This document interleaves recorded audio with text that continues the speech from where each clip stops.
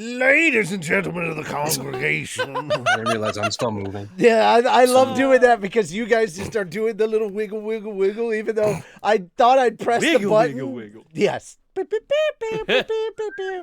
All right, anyway. Wiggle, We can't wiggle. do All right, anyway.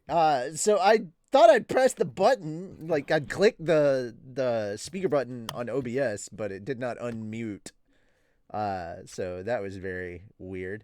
So, Yes. Hi everybody. We cried a lot. Hi, Revan. Yeah. Hello. Was not expecting to see you here tonight, considering how crazy your situation is. Everybody say hi to Revan. He's going through some crazy shit. I'm sorry. Going through Get a out of lot of that craziness. I hope your Yeah. I hope your day, week, month, all that stuff gets better. I want it all to go well. I hope I your want all shit the gets things to be better, happy. dude. I Yeah. hope it really, really does get better. Holy shit. Yeah, for real. Oh Uh, my god. I will not That talk works. about your problems on stream. Don't worry. But yeah, man, you're going through some crap. I hope it all improves, and I hope you're able to get to Tennessee soon. I really do. Mhm. But yeah. Holy cow, man. Yeah, text me and let me know if you're able to move all your stuff. That whatever your situation is, text me, let me know. I did send you a text. I hope you got it. Everything. I hope things are getting better for you. Anyway, I have to ignore. Oh. We have to ignore the fact that we watched an episode of The Last of Us that made us cry today. Yeah. It was so fucking sad. Tearjerker. Fucking tearjerker, dude. But it was so good. It was. Oh. There's. I've already seen it online. There are people that are. I did, and I will keep you posted. All right, appreciate it. All right. Straight up, I know, and I've already seen it. There are people that are already like hating on this episode because they're like, oh, I like the game better because it was subtle about Bill's relationship with Frank as opposed to like throwing it in your face. They're trying to go for Oscar bait gay, blah blah blah blah blah. Like, it was so funny. I saw people hating on this episode, and then Kaiser Nico's just like, I really like this episode. And I'm like, I did too, dude. I thought it was a good episode. Here's the thing.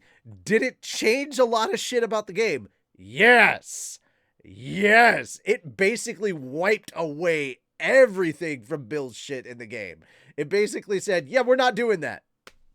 Straight up. It said, we're not doing that with all of Bill's shit in the game. Here's the thing. For every single one of you motherfuckers that's bitching that they didn't stay true to the game, y'all are the same motherfuckers that are going to sit there and say, well, you should have stayed true to the game. I want y'all to sit here and think this. When it comes to The Last of Us Part 2, how much are y'all going to want them to stay true to that game? Y'all are going to be the first motherfuckers that are going to sit there and say, oh, please don't be true to that game. You're going to sit there and say, please don't be true to that game. So shut the fuck up.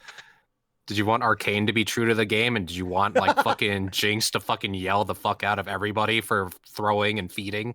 I mean, all right, here's the thing. Warding. Here's the thing. With Arcane, it's different because there's not like a huge amount of lore to go off of in League of Legends.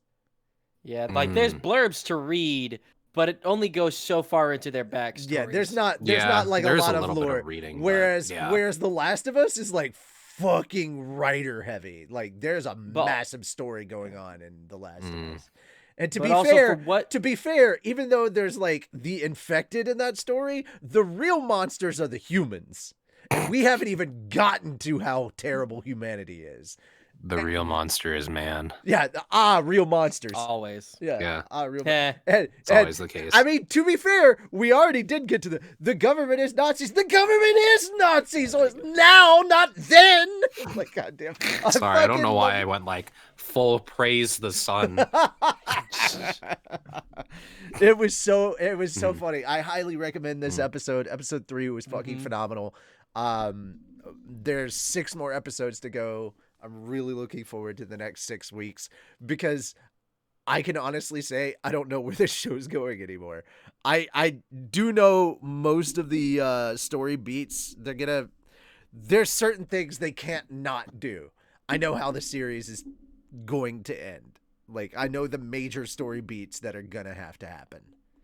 I know certain things that are gonna have to happen. However, Like the fact that there are zombies in there.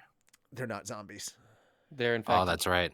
They're not zombies. Or the fact that there is exactly more than one mushroom in that show.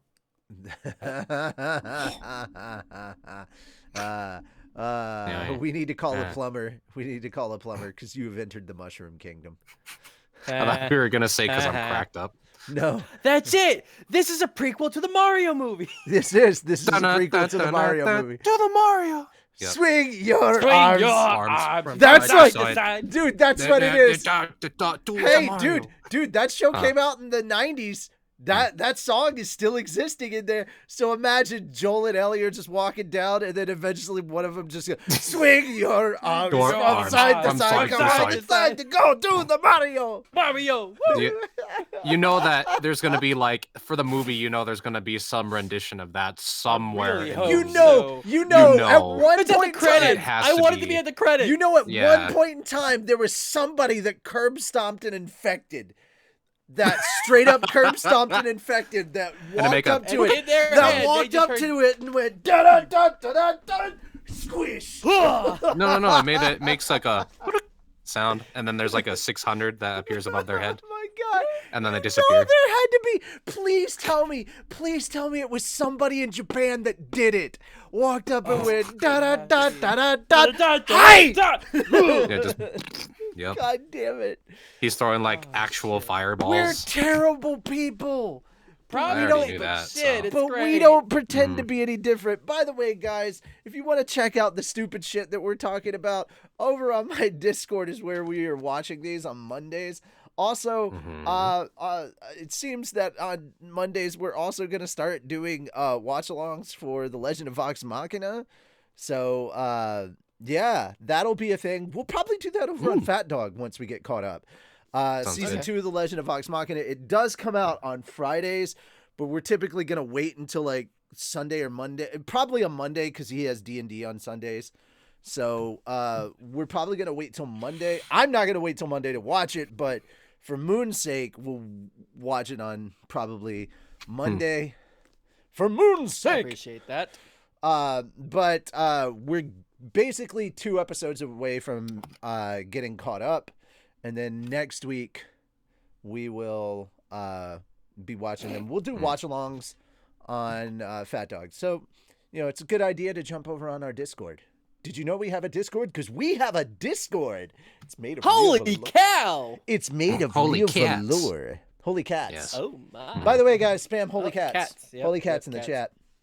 Holy cats! Let's go. Holy cats, holy cats, holy cats, cats, cats. And I don't mean Holy the cats, I holy don't cats, mean holy the cats, cats. I don't mean the freaking channel points thing. I mean the actual emote that we have. We have an emote for holy cats. Spam that in the chat. Let's get some holy cats in the chats. Yeah, we I go. don't know how the Ohio got there, but okay. I don't know if I have it or not, Ohio, so Sakai, good morning, world. It's just in the whatever it's called, There we go. Holy cats. the emotes. There we are. All right, so today, I guess that helps. ladies and gentlemen of the congregation. Yeah. Yeah, Yeah. you already did it once. You had your time. Ladies and gentlemen of the congregation. Brother Shem has a new good. mic. Yes. Yes. He has And, he has and one- pop filter. he has one of these. Yeah, yeah. Yes. Yeah, yeah. Yeah. Smash, Yes. smash, smash, Schmeh. Smash, man. smash, smash. It's nice. It actually sounds pretty good on my Schmeh, end. schmeh. So In the holy name of supreme. reamerism. I like that. Smash, smash. That's my ascended form. That's Schmeh. when I reach like level 36 and evolve. Smash, smash, smash, Oh, smash, Shim Supreme. Shem, Yes. Shem, Supreme. Shaman. All right. Shem anyway, superior. Shem Supreme. Shaman. Yeah. Shaman. Yeah. Yeah. Shaman? This isn't a Pokemon stream. Shaman. Anyway. Only I do like like- 5 I do people are gonna get that. I doubt that. I Thank understood you. that. Yeah. You're 1 of 5. I understood Yeah. that reference. Yeah, I get did. that reference. All right. It's funny Monkeys, that you I don't. thanked me. I do. I understood that reference. Yeah. You And it's can't funny fight that in you thanked here. me This is because the of the flower. war room. All right. So we're starting with chapter 3, which it's going to take us a while because we don't get to chapter 4 for a while. So chapter 3 starts with page, at least on the physical page, it starts 149. It doesn't end until 250. So we got 100 pages on this chapter. So we're gonna be on 100. chapter 2 or chapter 3 for a True. while, guys. We've already been Probably- on chapter 2 for a while. Yeah. We're probably gonna be here for about 2-3 weeks. So it's gonna be a while. This is called the Council. We're gonna have a lot of politics. So we're gonna dive into this, have a lot of fun. Celtrozo, I believe, is the name of the town, and we're gonna jump. Celtrozo? Okay. Yeah, we're gonna jump into Like Rose. this. Okay. We're gonna jump into this pretty well, and as per usual, we will start it off with Shem. So Okay. it is Shemtacular. Ooh. Okay. Okay, yeah. Let's get into it. Okie Okay. All right. Here in Celtrozo, a small northern kingdom, a conversation was underway between a boy and an old man. The boy was Yuki Kagarazaka, Grand Master of the Free Guild, and the man was named Johann Rostia. Is that how I should say his name, Johann? I think so. Okay, Johann Rostia. Council mainstay, generous benefactor to the guild, and prince of the kingdom of Rostia. As his last name suggested, he was the elder brother of Rostia's current king, but he was also one of the 5 elders who controlled the council. He always held his confidential meetings here in Celtrozo, a small rural nation perfect for avoiding the eyes of the Western nations. This was because Celtrozo was home to a safe house run by the Celt Foreign Information Bureau, the leading intelligence agency in all the Western nations.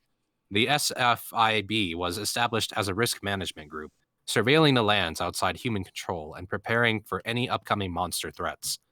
It had a group of talented agents, all of them ranked B or above, and its small number made it truly a team of elites.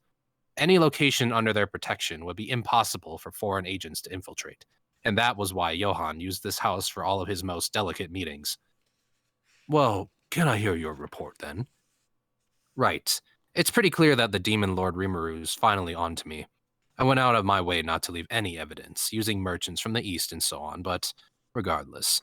Oh, And he you can't fully- talk your way. Fully onto, not finally. Fully. Fully on, excuse me, sorry. Yeah. Lord Rimuru is fully on to me. I went out of my way not to leave any evidence, using merchants from the east and so on, but regardless. And you can't talk your way out of any suspicion? Yes, my own staff suggested the same thing, but there's no guarantee. Talking my way out of it would keep me safe, you know? He is a demon lord, keep in mind. Rile him the wrong way, and it'd be like stepping on a tiger's tail. Yuki didn't hide the fact that Rimuru was suspecting him. He had no reason to. After all, Johann, this 5 Elders member, was essentially Yuki's boss. Boss was the right term, because this was strictly a business relationship between the two, one that existed because they both profited from it. The council funded the Free Guild, and in exchange, the guild carried out work for the council. It was a simple give and take sort of agreement on the surface. From the guild's point of view, they couldn't survive without support from the world's nation, or support like this from the world's nations. The funding and preferential access it received for its organization's work. The guild had more influence now than back in its Society of Adventurers days, but in terms of power, it still wasn't above the council. It was the behind-the-scenes support from Johann the Elder that helped Yuki develop the Free Guild as much as he had these past few years. That was another reason Yuki had to mind his manners around him. And you can't defeat this Demon Lord. Are you kidding me? The way I see it, you could assemble 100 A-rankers and it still wouldn't be possible. If you'd go that far, perhaps it's smarter not to make him our enemy then, but... Johann paused, his sharpened eyes glaring at Yuki before continuing. It is the Elder's opinion that the Demon Lord Rimuru is a hindrance, and your missteps are the cause, Yuki. Oh, what do you mean? Your little conspiracy with the Demon Lord Clayman. If that had succeeded, we wouldn't have had to deal with those sniveling Eastern merchants to open trade routes with the Empire. Once we had secured that, all we'd have to do was wait for Veldora to fade into oblivion a few centuries from now, and the Forest of Jur would no longer be a threat. In fact, Demon Lords like Carrion and Frey could have served as protective walls for us, and now look. Well, I don't see what I could have done, you know? You really can't plan for someone like him. Johann was one of the people aware of the plans Yuki's group was working on. They were applying their own spin to the games played among the demon lords, trying to work them to their own advantage. And the whole reason that was possible. Yes, yes, you're right. You couldn't have done anything. We never could have imagined a monster like that in our way. But couldn't you have bested him? It was a young girl. Oh. Okay. It was the young girl who suddenly had an old man voice who entered the room now, silently closing the door behind her. Maribel Rosso, the very person who'd formulated this whole plan, she slipped into an ornate chair, joining the other two. Oh, Maribel, and is the venerable Granville with you? No, I've come by myself today. But I'd still like to hear the answer to that question. Maribel turned to Yuki, paying Johann little mind. It's just not possible, he replied, as if captured by her gaze. Reamer alone would be a challenge, but he's got the Storm Dragon with him too, you know? Forget it. There's nothing anyone can do about him. You saw Veldora? Yeah. Oh, hold on a second. Yeah, he was going around in human form, but he introduced himself as Veldora and everything. Yuki meekly answered the question. Maribel expected nothing less from him.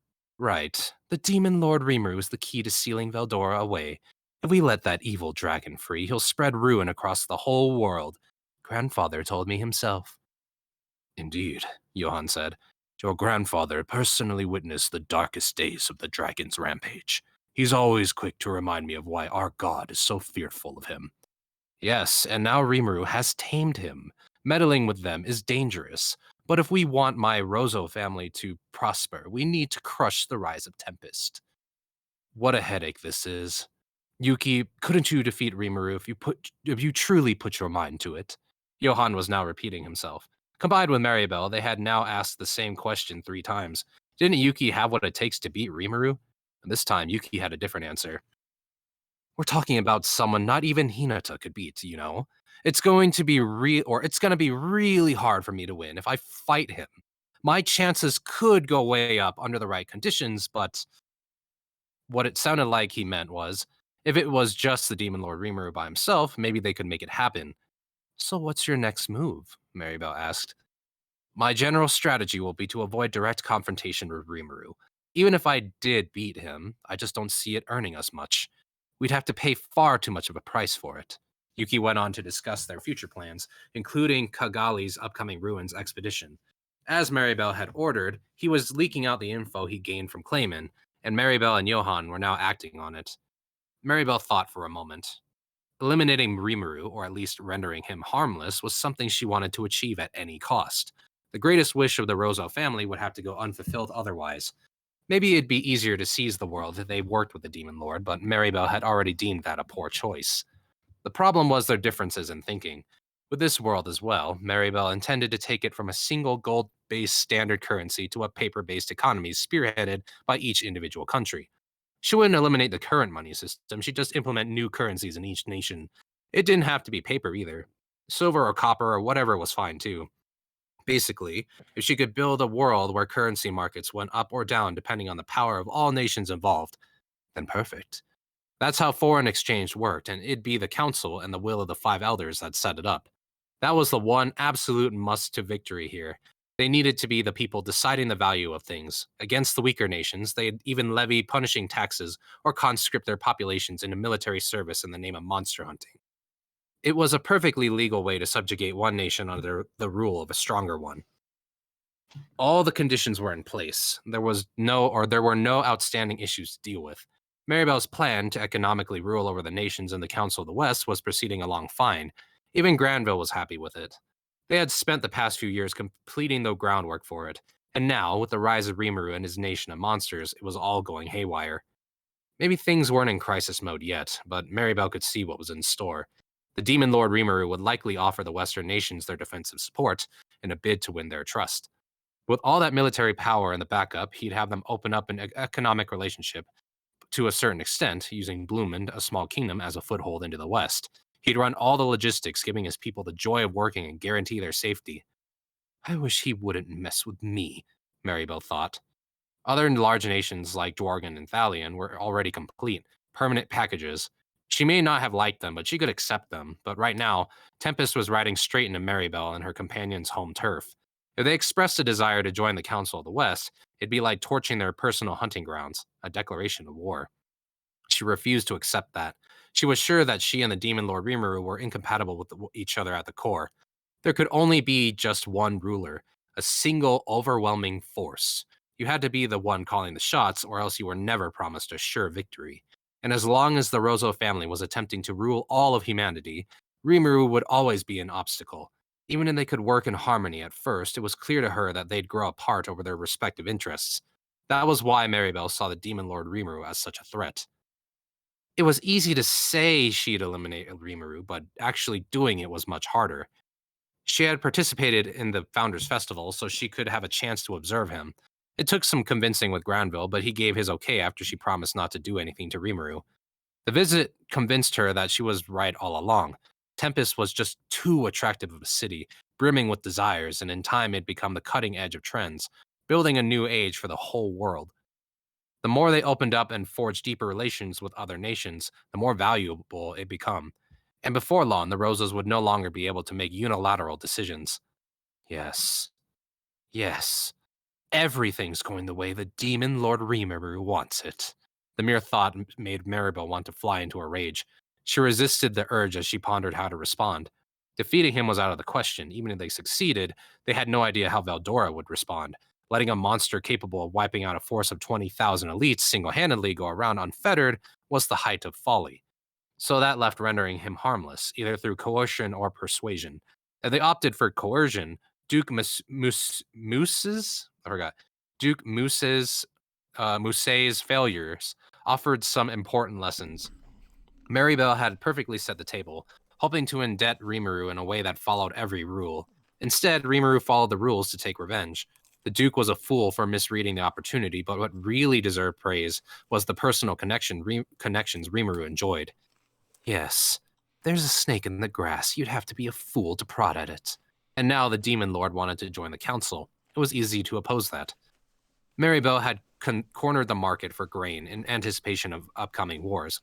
Now, thanks to Pharmas's civil war, the marketplace was having to turn to private stores to keep their shelves full. Yeah, I love that they're all operating under the assumption that Veldora's the one that took out the 20,000. No, that's love true. that they're still operating under that false assumption. Yeah, and they're probably going to pay for that at some point. Oh, yeah. They're going to be like, yeah, we finally got, and then they're going to be like, oh, nope. No, I am the real threat. Hold on a second. Reamer is just like, oh yeah, by the way, the one who wiped out that army of 20,000 totally wasn't Veldora. Veldora didn't even wake up until after all that had happened. Wait, what? Yeah, I did that. Oh, it's going to be good. There were 20,000 soldiers, and they were delicious. Oh my God. Delicious. Nom, nom, nom, nom, nom, nom. Yes. They, hold on. Maybe we should disguise people as night bandits and have them torch the villages around. Oh wait, did I skip some stuff? Me watching Rimuru like taking down this whole cabal. Yeah. Hold on. Now, thanks to Pharmas's civil war, the marketplace was having to turn to private stores to keep their shelves full. Maybe we should disguise people as night bandits and have them torch the villages around the big cities. That way, they could keep raising the prices of staple foods as well as restrict the amount of bread that entered the market. With the smaller nations, just a little bit of tightening could lead to major food distresses. When people lacked food, they got angry, and that anger was directed at the people who started the war. There was nothing easier than riling up the unintelligent masses, and pinning all the blame on Rimuru would be a straightforward task. And then, voila. The representatives from those smaller nations would oppose Rimuru's council bid. It'd be perfectly simple for Maribel to engineer. But no. It used to be a given that you couldn't magically transport food, but I guess that Demon Lord's made it happen. Judging by the sheer variety on offer in their dinner banquets, I think it's safe to assume that. And given his connections to people as big as King Gazo and Almesia of Thalion, accepting him would probably lead to fewer problems. Engineering food shortages in the smaller nations could just give Rimuru a chance to provide them with support. If they scoffed at that plan and tried to coerce him out of it, they'd just be repeating Duke Mousse's error. As Maribel concluded, trying something that already failed once could very easily come back to bite them. She wasn't self-absorbed enough to think she could carry everything out flawlessly. All she needed to do was proceed slowly, methodically, and carefully. With that in mind, winning Rimuru over to her side seemed more doable. If we want to sway him, we should try meeting with him and offering a chance to join a united front. If I'm willing to compromise a little. No, I can't do that. No need to be timid. I'm Maribel the Greedy. Whether he's a demon lord or not, I swear I can rule over him. There's no other option, she thought. The unique skill Avarice could freely control its target, ruling over their desires and making them do their bidding, Where's the just as soundboard she when I had done need with it? Yuki. Huh? What's Where's up? the soundboard when I need it? And press a What are you button and gonna hear do? Yoda just go, "That is why you fail." Yeah. Yeah. Think Uh, you could control a demon lord? Yeah, no You way. poor That's like fucking trying to demon. that's like trying to contain like a waterfall in a bucket. You're not going to be able to. You're be a That's a meager. really good analogy. Trying to contain It's a waterfall in a bucket. I it's like true it. though. She's going to be like, ha, you know. Let's see. Just as she had done with Yuki, Maribel could easily bring him under her rule, with him none the wiser. She had not one but two ways of doing this. The first was to overwrite the target's desires with Maribel's own, making them into a cooperative partner with the same goals. This approach had a weakness. She needed to be within conversational distance of the target to trigger it. Plus, like a slow-acting poison, it took a certain amount of time to take full effect. If she didn't want to arouse the target's suspicion, she'd have to make several contacts with them to make it seem more natural. And since the conversation would need a reason to take place, there was only so much desire she could inject at once. It required a major time commitment. The second approach, meanwhile, went much faster. It involved using avarice to force the target to accept her rule. A quick injection of greed could even destroy the target's self-awareness, turning them into a living puppet. This, of course, was much more dangerous. Depending on the size of the target's desire, this approach could also take some time, and even if it only took a few seconds, that'd be more than enough for someone as powerful as the Demon Lord Rimuru to kill Maribel. Taking this tactic required very careful preparation, which was why Maribel immediately gave up on it against Granville. Those were the two ways avarice could take over a person. And given the way that it worked on people's primordial desires, there wasn't a soul in this world that could resist it. The main drawback was its dependency on time, not to mention the size of the target's desire. No matter which approach she took, Maribel couldn't take over a target unless they had a certain amount of desire inside of them. The larger that desire, the firmer the grip Maribel could have over them. But what if the desire wasn't big enough? Given that avarice controlled people's desires, that there wasn't much to work with, the skill couldn't influence them enough to be successful.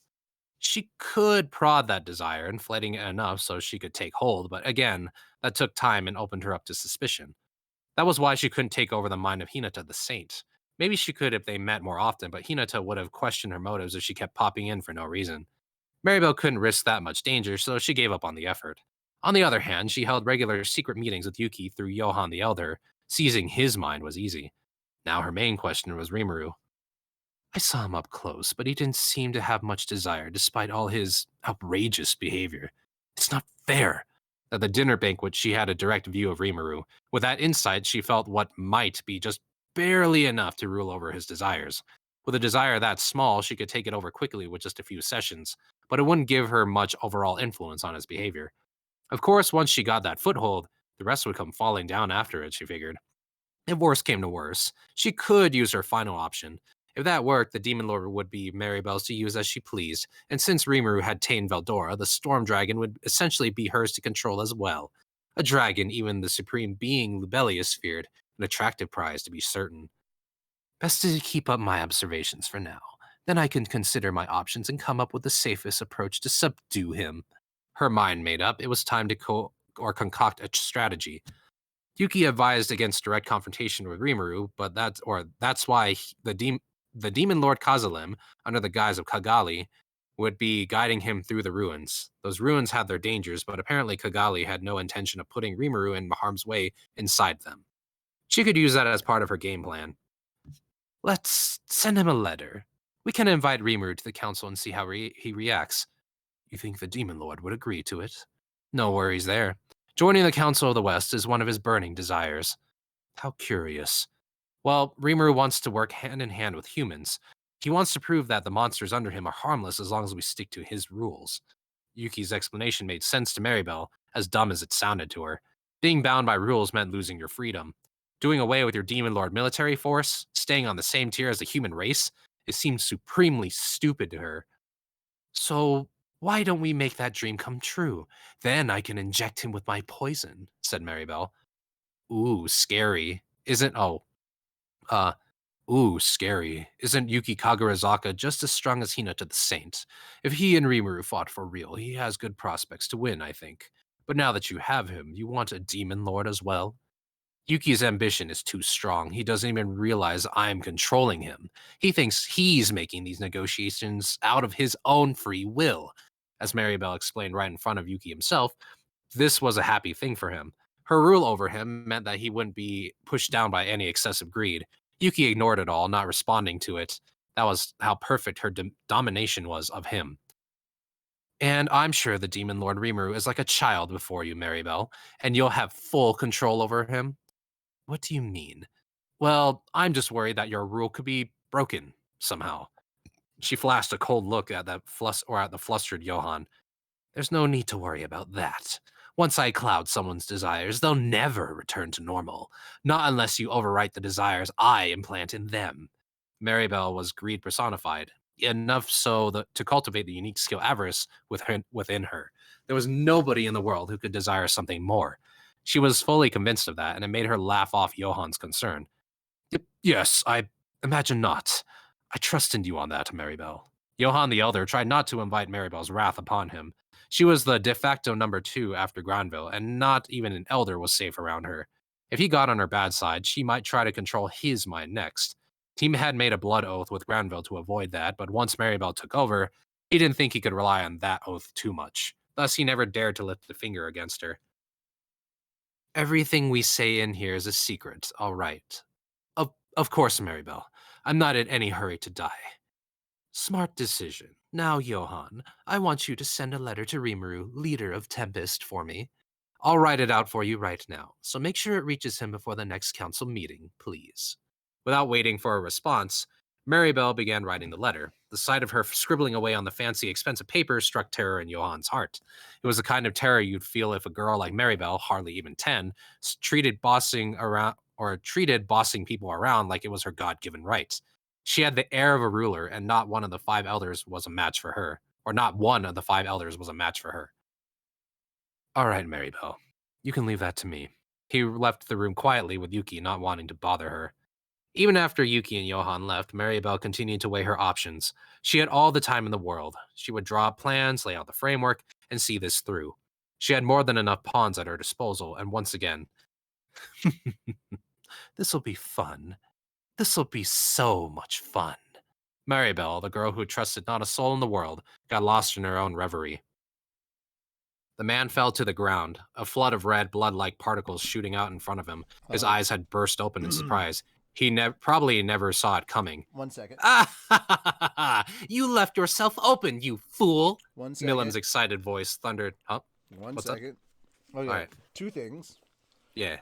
Ryuma had probably one of the great takes here. Raphael, joke's on you. Your desire pales in comparison to my desire to get this slime to stop naming strays.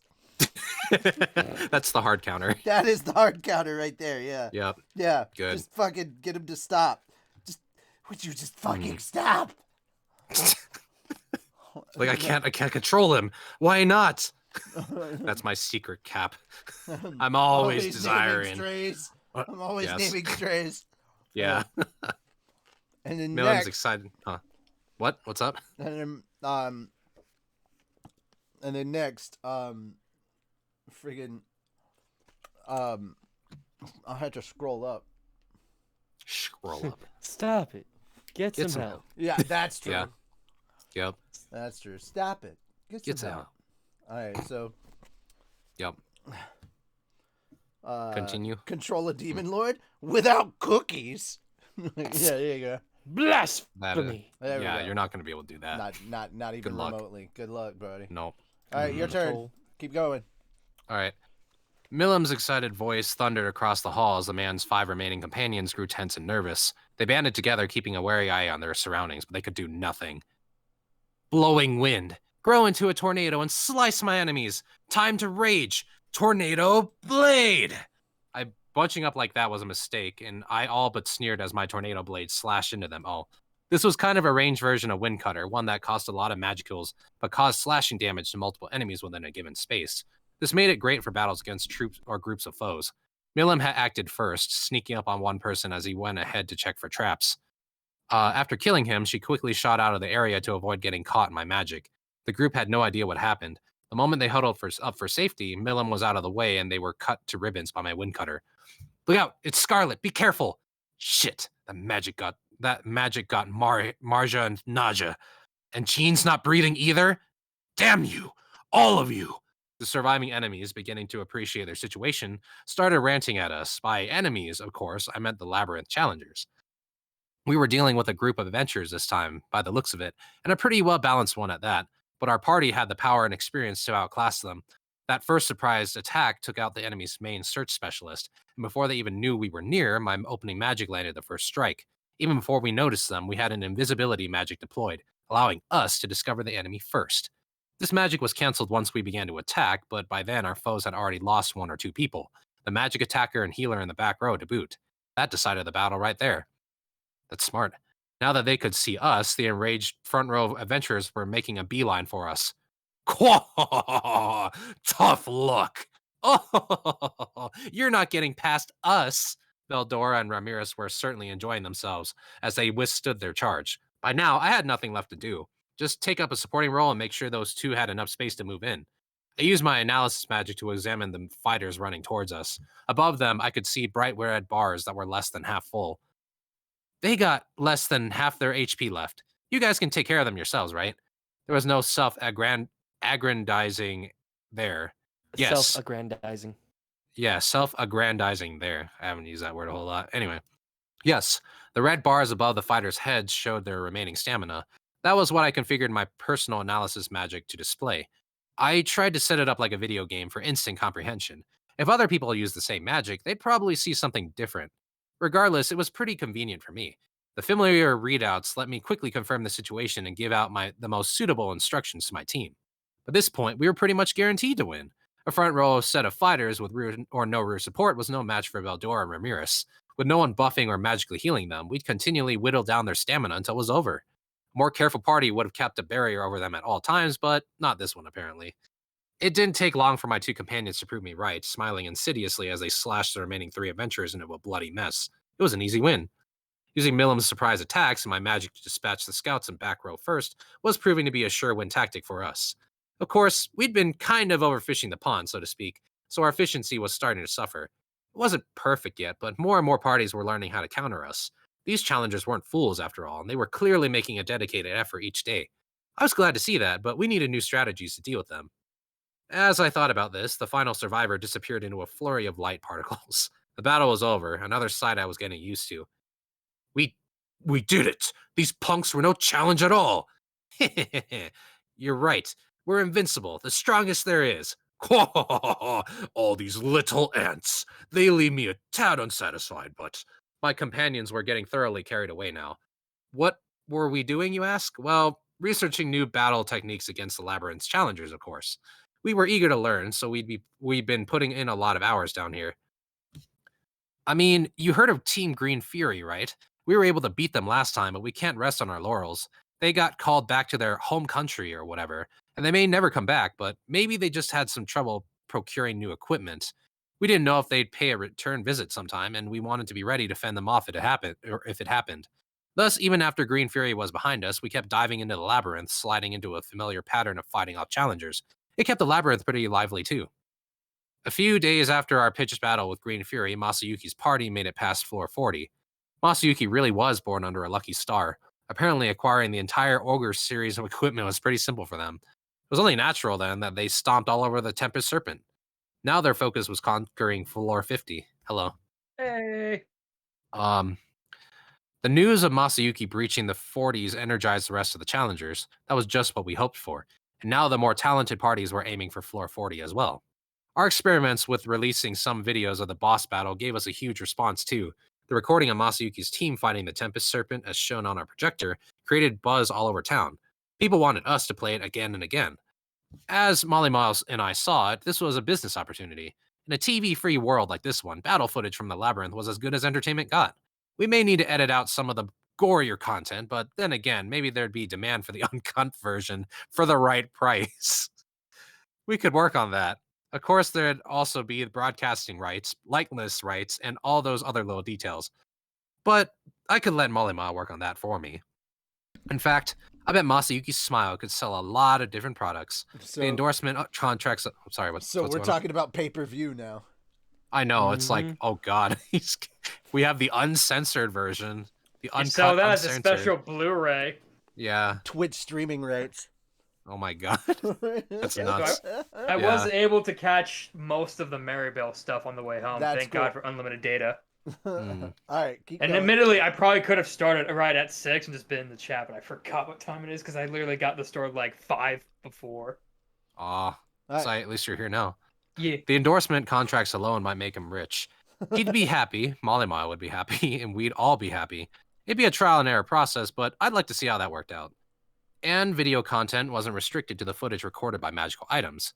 In fact, we had a lot more saved up. Raphael was reading a massive amount of data from the labyrinth, and running analyze and assess on it made it possible to replay entire fights in visual form. And we used that, for example, to create highlight reels for challengers. And this too was a huge hit when we broadcast it. It really riled up the more attention hungry of the challengers. One of them reportedly claimed his video footage helped him find a girlfriend. Aww. What clip would do that? I'm curious. I don't know. That's kind of cool though. Even Look how people who good I didn't am. really take the dungeon seriously were starting to get into it thanks to our shows. And I understood it. Maybe it was a little self-serving, but if it whipped up enthusiasm, then great. And it was our job to give them a dose of reality too. Tough love was in order here, and we couldn't let them get soft. And so we continued to hop inside our avatars and torment the challengers. Nowadays, people were calling us the dungeon dominators, fearing and respecting us. Our appearance had dramatically changed us as well. The ghost I controlled now had a fear aura, a bluish white flame-like shimmer that burned around its body. I really liked it. It really added to the atmosphere. Veldora's skeleton, meanwhile, had all of its bones refurbished. After seeing Ramirez change her armor out, he started whining about his own upgrades. A golden skull would suit me well, he said when I asked. Yeesh. I thought about ignoring him, but considering my project for Diablo, I'd figured Veldora may as well join my experimentation with temporary bodies. I could, for example, replace the skeleton with a framework made out of whatever metal I wanted to test out. Pure gold has durability issues, so I decided to go with the strongest material I had, although it was still in the experimental stage. It happened to be golden in color too, so it worked well. This material is known as orichalc. Orichalc, right? Yeah, orichalc. Yeah. Yep. A special okay. alloy made by a special alloy made by adding gold to magisteel and refining it with a denser dose of magicules than usual. Focusing on the everlasting element of gold and other precious metals, I was hoping to add that element to magisteel as well. The results were a grand success. This orichalc was better than magisteel in all aspects, not just strength. It was crazy. The only problem was that I couldn't produce much of it. Gold itself is both rare and unavailable for mass production, but hey, Veldora asked nicely, so I prepared an orichalc skeleton for him. Just like with Ramirez, the bones could be made of anything as long as he hung on to his master core. The conversion was a total snap, and now he was a gold-colored skeleton fighter.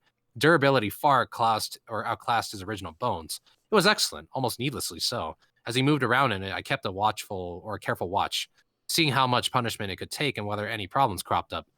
Milla, meanwhile, was now a celebrity, a terrorizing sight that people had named Scarlet. Her unbelievable speed made her look like a crimson shooting star, they said. Her battle style, abandoning everything except speed and relying on quickness and critical hits, had made her a legend, one spoken of in hushed, fearful tones. Even Ramirez had changed a little. Like a proactive fighter she was, she had taken on a more eerie presence, a purple death aura shimmering around her heavy living knight's frame. One swing of her death axe overwhelmed her foes, and her unrelenting battle style made her well known as a suit of armor who fought like a berserker. That knight might even be stronger than the real Ramirez. Actually, I take that back. Wouldn't want to damage her reputation. Yeah. So we had become famous in just a few. Yeah. So we had become famous in just a few days. The reaction from the challengers was just as great. They feared us, keeping a keen lookout for our presence. That made sense. We were stronger than some of the weaker bosses, and in terms of sheer malice, far above them. As I mentioned, our main goal was to research fighting techniques in the labyrinth. This wasn't playtime for us. I couldn't emphasize this enough. Day in and day out, we gave our all to the research, and I was sure this persistent effort would come in handy for us someday. And it did. Challengers would occasionally use rare extra skills against us, or even original magics I presume they invented themselves. I learned a lot from that, and now that Raphael could obtain information directly from the labyrinth, everything anyone did in there could be examined in my research. Raphael ran analyze and assess on all of it, so the dungeon was turning into a treasure trove of data for us.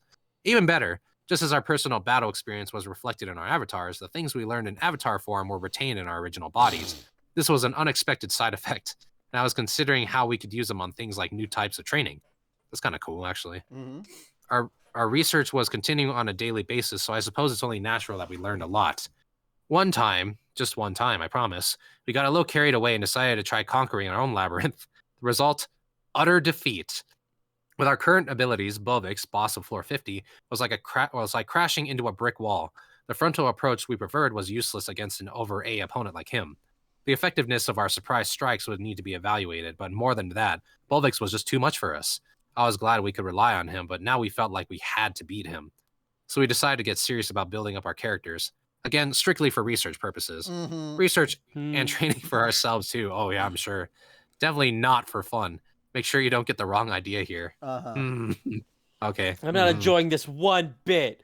We It's created okay. It's this game. We could beat it. Yeah, it's okay. It's important to bug test your games. Oh yes, It's fair. good. Yes. Yeah. Bug Yeah. test. That's what they're We doing. watched as the fleeing research challengers. your projects. Mm. I mean, Mhm. mommy, sorry, Yeah. mommy, sorry, mommy, Pass pros- sorry. I mean, yes, One more turn. yeah. We we watched as the fleeing challengers faded into the distance. I'll do the That was dishes an in a easy one. minute. God, I can't pause the game, Mom. right? It's It's a not lot. like that. Oh yeah, Yeah. that's so relatable. Yeah, Don't know how The live other service three games nodded. work. Can't pause the stream. You can't pause. the we were on stream, floor Mommy. 38 or so of the labyrinth. And given how close we were to the Tempest Serpent, there were a lot of strong fighters around. People who give us a tough fight if we didn't pay attention. For our current state, it was the perfect hunting ground. Just as we were about to keep going, the replication of myself I kept in my office for emergency purposes contacted me. What could that be? I thought as a message, emergency visitor, flashed before my eyes. I guess playtime was over. Wait, no, we weren't playing. This was research. Yeah, very important stuff. Oh yeah, I reminded myself sure, of that as I returned to my sure. office. Keep Good. telling yourself that. Yeah. There I found Shuna and Rigard waiting for me, as well as someone else, a woman I knew well. It was the ex-demon lord Frey lounging in one of my chairs. I guess this was my emergency visitor. Seeing me enter the room, Frey walked right past Veldora and rested her eyes upon Milam behind me. She gave her a friendly smile. Ah, Milam, so you were here, were you? By the way, have you finished up the assignment I gave you yet? I found my watchmen bound and unconscious on the ground, but you'll tell me what happened to them, won't you? The smile stayed on her face the whole time. This was more an interrogation than a friendly question, I felt. Frankly, it scared me. It wasn't even directed at me, and I still wanted to be anywhere but here. In fact, it was exactly like when my school friend came over to play after finishing his homework, only to have his mom find out he hadn't finished it at all, so she stormed over to drag him back by the ear. Ah, nostalgia. Oh god. Good times. As for Milam herself, Frey? No, I can explain everything. Mhm. The moment their eyes met, Milam grew intensely nervous. Well, guess the party's over for her. And let me just make it clear, we've got nothing to do with this, okay? Milam, if you had work to do, you should have let me know, all right? I really shouldn't keep you here then, huh? Better head on back and get that work done. Rumbled Veldora. Rimuru, oh, that was him. Rumbled Veldora. Rimuru is right. Our apologies for occupying you so long with our research. You should have told us you had work to do. Sorry to drag you along with us. Yep, yeah, that's right. Boy, Milam could have said something before we took you across Kingdom Come. Ramirez got the picture for me, too. Great job. See, that's the teamwork we've been building. Now we've hopefully Teamwork. Just By the collectively way, you're throwing under the them bus. under the Immediately bus. throw everyone. collectively- Throw Milam under the bus. Yep. Oh, God. We're gonna It's take this Veldora's down here. fault. We're gonna take group this Hey, down that bus exercise. looks here. like Freya. Place By the way, it Milam. It's okay. She's got Kush. She'll be fine. I don't know how much against a bus, but, it's fine. Well, A Frey-shaped bus. Well, yeah, Frey's got the cushions, so even if you hit that head first, you'll be fine. All right, we good. We good. Moving on. Now we've hopefully demonstrated that we knew nothing and aren't involved in any way. There were tears in Milam's eyes as she looked at me, but, well, sorry. I don't think I can save you here. Also, please don't drag us into this. No! Frey! Listen to me! Milam tried to protest one more time, but Frey's iron smile sunk the effort. Resistance was futile, and Milam was now hers. Picking her up by the scruff of her neck with her talons, Frey fully neutralized her. With that, she dragged her all the way back to her homeland. And stop. Whew, that was scary. Oh, sorry, go ahead. Yep. Because we're almost at 9 o'clock Right. now, so Right. now it is time for Moon to take over. Yeah. That sounds painful. Oh, Phew, that was scary. I thought we were all going downtown there. But we made it through scot-free. But just as I breathed a sigh of relief. By the way, Sir Rimuru, what have you been doing all this time? Shuna had appeared behind me without warning, and she had a sharp question ready for me. You're Sweat already that I knew dead. I physically couldn't sweat seemed beat up on my forehead. No, I'm fine. This is fine. I wasn't playing this whole time. It was research. Yes, research. That's what that file called homework is for. It's not porn. No. My resolve firmed. I decided to make excuses, but before I could give it a shot, Veldora spoke. I think we might be getting in. Oh, hold on. No, that's not my Veldora voice. Hold on. I think we might be getting in your way here. Allow me to continue my sorcery research back in my own chambers. There is much deep knowledge even I may still glean from it. He kept up his muttering and took a volume of manga out and turned around. He's running on me. By the time that thought crossed my mind, it was already too late. Oh yeah, I think I'll join him down there. Now even Ramirez was stabbing me in the back. They both walked briskly out of the room, leaving me to rot. I can't believe them. Only at times like these did they operate like a practice team. But I couldn't dwell on my heartless friends. I had to give a reason fast, or else Shuna's rage would scare me to death. A bad excuse would destroy me here. Calling it studying or research seemed a little weak to me. As I watched Veldora and Ramirez leave, my brain cells went into full operation, desperately seeking the best response. Damn it, I couldn't think of anything, but I didn't need to panic yet. If it had come to this, I had one last resort. It's time to shine, Raphael! Nope, no need to fear. I had Raphael, a font of wisdom on my side. Come on, I begged my friend. Give me a shining excuse that'll get me out of this. And the result? Is an abuse of power. That's what the result is. This is a vast abuse of power. You... Understood. There is no need to make excuses. Just stand your ground and the problem will be resolved. Fucking lying piece of shit. This is the tell You're her the fucking truth. demon. Hey, you're the demon lord. Be a demon lord. Be a man. No need to make excuses. What do you mean, just stand my ground?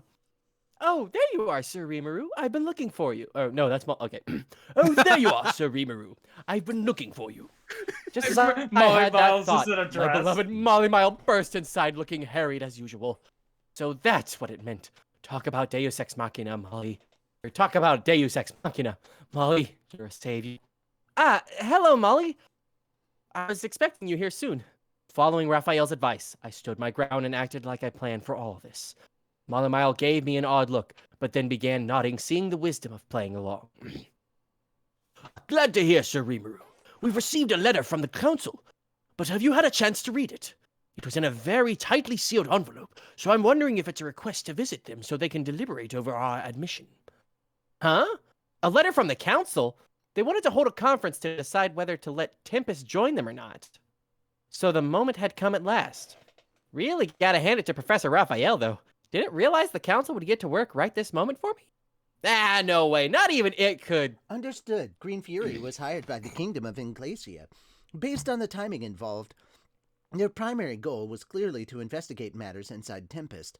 Also, according to a report from the subject Soe, agents from multiple intelligence organizations were sending reports back to their home nations at the same time.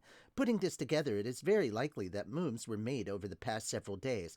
That's right, bitch. I'm Sherlock Holmes. Also, you're calling Soe a subject.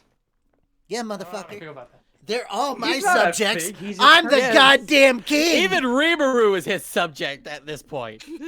All Okay. praise, All of you are Maybe- my playthings. all praise the great Raphael. Okay, maybe Praise it be. could do Praise it. It was just as the professor calculated, but I didn't remember hearing about any report from Soe. Now feed me cookies. Here you go. No, not digital cookies, actual ones, you assholes. Let's give him some cash. Don't press OK for cookies. That's not what I want. Give him the cookie icon. Use the cookie emoji. No! Someone load it in the chip. chat. He'll be fine. Chocolate chip. Fuck your raisin. Chocolate Chocolate chip. Chocolate chip. No, wait, we are demon lords, so the devil's cookie makes sense here. No! No. No. Read your line, man. Go fuck yourself. Try to feed me the devil's cookie. How dare you? Great delivery. I need a little more energy for that last line there, You please. go fuck yourself. There we go. Understood. It is believed that my lord was too preoccupied with his games to pay attention. Don't call it games. Wax Guess on, there's wax no off. kidding yourself, but I guess there's no kidding Raphael either. But it had a point. I was pretty serious about matters up until we defeated Team Green Fury, but after that, yeah, we were just having fun. But Raphael definitely got me out of a jam there. Patting myself on the back for not trying to come up with some convoluted excuse, I tried to frame it like I knew everything all along. Yes, that's I fine. definitely think you're right. Their investigation teams were in the labyrinth as well, so I played along with them for a bit. They all came hurrying back to their homelands after a while, though, so I figured we'd see some movement soon. Oh, are you talking about Green Fury, perhaps? You got it, Molly. They were a little too strong in my mind, so I did some looking into them. That was a huge lie. I was just riffing on what Raphael said, but that's all right. I see.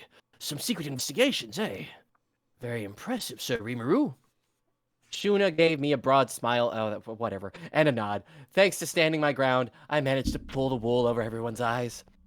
Now that the danger was past, I accepted the letter from Molly Mile and looked through it. It definitely was an invitation from the council. Raphael was proven right, and I had just saved a ton of face. Here's the But- chat. Man, that was close. For every raisin I see, I shall kill you. So one raisin, that's 1,000 it. deaths. You pulled the wool over everyone's eyes except for one. For every raisin Oh, I yeah. for every raisin I see, I shall unalive you in Minecraft. Good. There Getting you too caught up in games always trips you up in the end. That was a valuable lesson for me, and I'll try to temper my dungeon time going forward. I'll need to be more careful. All good things in moderation and so on. From now on, you only get 2 hours of playtime. Oh man. But that's Oh, barely enough to play the story! You want to? You play it over multiple days. Oh, go fuck yourself. At least you're happy it's not one. Link, he come to town, come to save Come to save the Princess the Zelda. Princess Zelda. Ganon Ganon took her away. Now the children Now the won't play, children won't play. but they until will. They, when Link but they will save the when day. Link save the day. Hallelujah! Hallelujah. There we go. All right, cool. Good. I was trying to match my timing up with yours, but it just wasn't. Yeah. And he there. didn't know the lyrics. Yeah. It seemed. I don't know. Wait, We're what? voice actors, It not happens. singers. I am. Well, you're a singer. Well, he needs a script. I mean, the issue is the timing syncopation. That's Oh, for every, Yeah. for every Yeah. raisin I see, why I will unname you. There we go. Oh no. That'll you can do it. That's even worse. name people. Or I'll just name, or I'll Wait. just change your name to Dave. No. It's like the same as like, oh, you hacked in the game. I'm changing your name and give you the dunce hat. Give you the name Dave. But instead of a Hate. dunce, it's Dave. You come to Deb. town, come to Dave. The day hat. Debra. Yeah. You're all Debra. Debras. The Council Yes. of the West. The Council of the West, the League of dotted around the Forest of Jura. Representatives from each of its members' nations. each of its member nations gathered in Inglacia every month for a conference, the aim being to work things out for each other's mutual benefit in areas outside the jurisdiction of any single country. He said dick. Each member nation, no matter how small, had an equal say as they all deliberated together. The ideal here was to protect the greater good for all humankind. The greater good, in this case... Shut it! Yeah. I understood. I wasn't the only one who did it. Yes. Yep. I The understood that greater reference. The greater good. Shut it! Yeah. All right, good. Anyways. Several of us have seen Hot Fuzz. Good to know. Of Got it. course. Mhm. In this case, meaning preservation of the human-populated parts of the world. The Council's top priority was conducting anti-monster measures, but they also dealt with droughts, pandemics, typhoons, earthquakes, and other disasters. Oh my. And weird When it came to adventurers like distribution. Yeah. Man, when it came I to the miss that guy. distribution of extra food, and other goods between nations, deliberations could often get mired in intergovernmental differences. So for essential goods and services, the council stepped in to debate and organize things instead. If famine broke out, they worked to provide relief. If a large number of monsters appeared somewhere, they could send extra soldiers to deal with them. This, of course, was never easy. All sorts of problems cropped up on a constant basis. Pardon me. Funding for the council was provided by... This stream Okay, is brought good, to you thank you. by- Thank you. Oh, I had to. Viewers I had to like pause you. After that. Thank you. Thank you. Thank you. Yep. Oh, And I Oh. said, For hey, watching. sorry. Come on, Richie. We need a bigger smile. okay. We need to really Every believe day it. when you're walking down the street, everybody that you So you meet, can learn. You look like There's you're a- about And I to said, hey, you can learn to laugh You're and about to no, take it's a a bite wonderful out of kind of someone. day. Big learn to rainbow. work All right, anyways. Get along with each other. Say more shit. Okay. What? Funding for Good. the council was provided by its member nations, each of which paid a different percentage of the budget. Yes. Even though each nation paid differing dues to the council, they all had equal representation in the conference itself. This created some dissatisfaction among the members, so to address that, nations were allowed to send more selected representatives to the council based on their share of the funding. Of course, that opened up the possibility of throwing the council off balance. So, regulations stipulated that member nations had to contribute a much larger percentage for each extra counselor. They added. Despite that, a country sending more members inevitably meant they got to have a larger say in matters. With that in mind, the larger nations often paid several times the usual budget contribution so they could send several counselors over. As discussed, the council's activities had no direct bearing on the interests of its member governments. Despite that, it was still a good place for large nations to show off to the world. The more of a say they had in the council's agenda, the better chance they ran of getting favorable treatment when everything took out. If danger came along, they could apply pressure to make sure their country was looked after first. The funding received was used to conduct the council's business, which was always decided by majority vote among its representatives. For example, let's say a dangerous monster appeared somewhere. The Free Guild, a lower branch of the council, was tasked with dealing with it, so the council would send a formal request to deploy adventurers to the area. But of course, there might be more than one monster, meaning more than one country. The more powerful nations would likely act to procure stronger adventurers for their own country first. That was a given. Sending more funding to the council indicated that you were a more valuable presence among the Western nations. There was no point in diverting limited resources to protecting something useless. Countries with excess capacity could help, but otherwise, they'd be shut out. That was the reality of it. The weak were given the cold shoulder on an equal basis from everyone, in a very cruel game of numbers. This was why being late with your share of contributions was never allowed. Minimum contributions were always collected, and anyone who couldn't make the payments was booted out of the council and spoken to very harshly. To weaker nations, that was a matter of life and death. It meant nobody would help them if things went south. It was the council's job to make those decisions as well, so it was a given that countries with more counselors had a lot more power in the group. These contributions, of course, weren't cheap. They piled up based on the number of representatives you sent. So, on a superpower like Farmus, I think I read that wrong. So even. a superpower like Farmus could only send around 5 at most. The fall of Farmus was thus a huge event, nothing the council could afford to ignore. Between figuring out how to handle the new kingdom of Farminus and addressing the rise of the troublesome Jura Tempest Federation, tensions were understandably high around the council right now. After the Tempest Founders Festival, the council held a special session that quickly erupted into chaos, with representatives yelling at one another until they were hoarse. They turned into horse people? Hinata Sakaguchi attended as a guest of honor, given her close relationship with the Demon Lord Rimuru. She could have turned down the invite. Unlike the Free Guild, the Western Holy Church wasn't a subgroup of the council. They were on friendly terms, but existed as a completely different structures. As a leading figure in that organization, Hinata had every right to ignore the summons, but when she heard the council's subject matter, she decided to join in. They were set to discuss Tempest's admission to the council, a resolution that could greatly affect the future direction of the Western nations, and considering that, Hinata couldn't stay away. The current chaotic disorder in the council made her wince a little.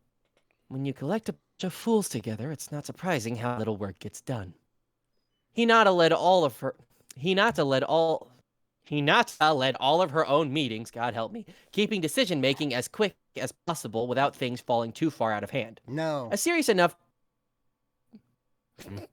You said, God help me, and Shut I up. said no. Shut up. Oh, gotcha. You're terrible. Ooh. A serious enough disagreement, after all, could always be decided with battle. Such was her philosophy, and in the conferences and Tempest she attended, they always managed to decide on vast, pondering matters, even with all the big names that constantly seemed to join in. It was hard for Hinata to comprehend like something out of a fairy tale. Whatever. But even if that's a notable exception, she mused, couldn't this council be a little more constructive? To someone like Hinata, who mostly attended active, useful meetings, the debate unfolding before her seemed like nothing short of a farce. We can trust that nation. I feel we should exert all efforts to welcome them as our friends. You say that, but we are talking about a demon lord here. Allegedly, he can negotiate with a storm dragon, but if we anger him, what if he sets that menace on us? No need to worry about that. I doubt this demon lord has much power himself. He's just leaning on his buddy to posture against his foes. Ridiculous! Then how do you explain the draw that he and Lady Nato here fought to? Because I think we should appreciate this demon lord for the strength he's clearly shown. It was a never-ending torrent of unintelligent opinions thrown against one another. This is so stupid. How can they even keep this going in my presence? Their thoughtlessness is astounding. Hinata was right about that, yet they were arguing over whether the demon lord was a juggernaut or a pushover. It certainly left an impression on her. Look, the demon lord Rimuru has declared that the lands of the Forest of Jura are his territory. At the same time, however, he stated at the Founders Festival that he has no intention of sending monsters out to the forest's borders. This means a lot. Counters, we need to consider that as we work towards a conclusion. Whatever. Can pop up, go away. Another You pop-up. didn't get the Another ad-free pop-up. version? Do what? Another You didn't get the pop-up. ad-free version? Fuck your fucking face. No, sucker, it's- fucker. Don't worry about it. Indeed, our nation is a home to a people living in constant fear of monsters. The Demon Lord's statement provides salvation to them, and it is backed by fact as well. Ever since the founding of Tempest, monster-related incidents have been on a steady decline. Salvation! Salvation! Nonsense! Has the Demon Lord deceived you? The Forest of Buddy. Jura's monsters were managed by the buddy. Demon Lord Rimuru. The nations nestled along its vast border were already reaping the benefits. But whether a nation bordered Tempest was exposed to other threats or was located relatively safely inland, they all had different motives driving them. The border nations here were the most welcoming to Rimuru's reign. They had all participated in the Founders Festival, getting a taste of Tempest's prosperity for themselves. Whether it was a nation of monsters or not, they reasoned if it could directly connect to their own national interests, then bring it on. Countries facing other threats, meanwhile, had trouble deciding how to approach this. They had the Free Guild and the Crusaders to protect them and deal with monster damage. None of these nations were large in scale, and none could afford to act carelessly here. They were all in the same boat, largely, and they had their hands full staying afloat as it was. The more quick-witted among their leaders were already scheming to see how they could take advantage of Tempest, but some of them skipped the Founders Festival entirely and had no inherent trust of monsters. The debate over Rimuru raged among these nations, and no matter which side they went with, their position was a pretty weak one. Finally, the larger, safer nations, and the countries dependent on them, were, as a rule, approving. They, of course, had the luxury of tackling this question based on how they stood on to profit from it. Security was not a concern of theirs. They were countered by counselors who were more skeptical about Rimuru's policies. If something were to happen, the Demon Lord might decide to place the full brunt of his power upon them. Such was their blind belief, and they were thus virulently opposed to him. Some were already loudly accusing Tempest border nations of turning traitor and letting Rimuru brainwash them. With all these clashing interests, it was a given that the meeting would be a rowdy one. From the perspective of a higher power, it was all the work of fools, but most of the representatives were just looking out for number one. Hinata knew that, which was why she could stay silent. All right, why don't we accept their argument? If they say Tempest will be our friend, then let's welcome them in. But they'll need to bring some gifts with them. They better have some goddamn cookies. I'm going to lose my shit if they bring raisin. You're getting I sugar found cookies it and you'll war. like, you're getting sugar cookies and you will like it. Of course not. Sugar cookies. Whoa. Like Yeah. Uh-huh. I firmly agree. Try to fight them, and we'll just have another Farmus on our hands. They'll need to learn their place, though. Do we even know if they have any interest in respecting the international laws we've put in place? I don't think we need to worry about that. You've heard the rumors about Duke Musei's folly, I trust. How could anyone not have? The real bottleneck was due to the representatives from the rich nations. They were well informed to start with, and they were deliberately trying to stir the pot here, encouraging the chaos. Their objective was clear. They already made their conclusion, and now they wanted to guide everyone else toward it without seeming too unnatural. I feel for their smaller nations' representatives. They were oblivious when they came here, and now they're faced with a choice. They may as well throw their vote down the drain. Ignorance really is a sin. Without the correct information, you stood to lose a vast amount. And now the weak were being hounded into letting their precious vote go to waste. Still, but I suppose this is all leading up to Tempest getting accepted, which is fine by me, but the larger nations shared the same motives as Hinata. It was a pity about the citizens of the weaker countries, but as she saw it, better to keep her mouth shut about this. She did need to resist the urge to speak up, though. The Demon Lord Rimuru's motives here don't really matter. The question is whether we can make good use of him or not. Goddamn. Precisely. Given our present concern about the East's movements, there's no reason to turn down a Demon Lord's power if he allies with us. Prince Johann Rostia, one of the senior representatives in the council, was now bringing up the Eastern Empire. The East, you say? Meaning the Empire? There are movements, but Veldora is right next to us, in the Forest of Jura. Johann's statement caused a stir among the council. Now, Hinata thought, we're getting down to business.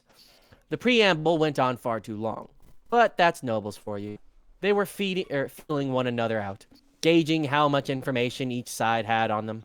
Once they were sure their side had the upper hand, that's when they bared their fangs. Oh, pardon me. Good. Yeah. Mhm. That was their style, just as Johann showed when he so expertly seized the initiative.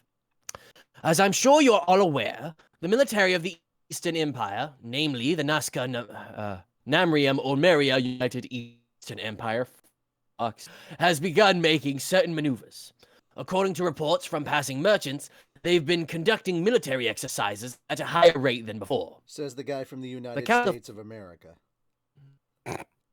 Is he? No, you dumbass. Oh. The person okay. reading the Yeah. lines. Like, oh god, big long ass title. Oh, they're doing United the States border. of America. Okay. Nah, Yeah, yeah. USA. We shortened it for a reason. Great Britain. God. United States of America. Like, motherfucker. Yeah, fuck off. America. The council fell silent at Johann's words. Hinata was aware of that, as were Gazel Dwargo and the heads of the other nations bordering the Empire. They probably kept tabs on the Empire through the sales of their healing potions and equipment.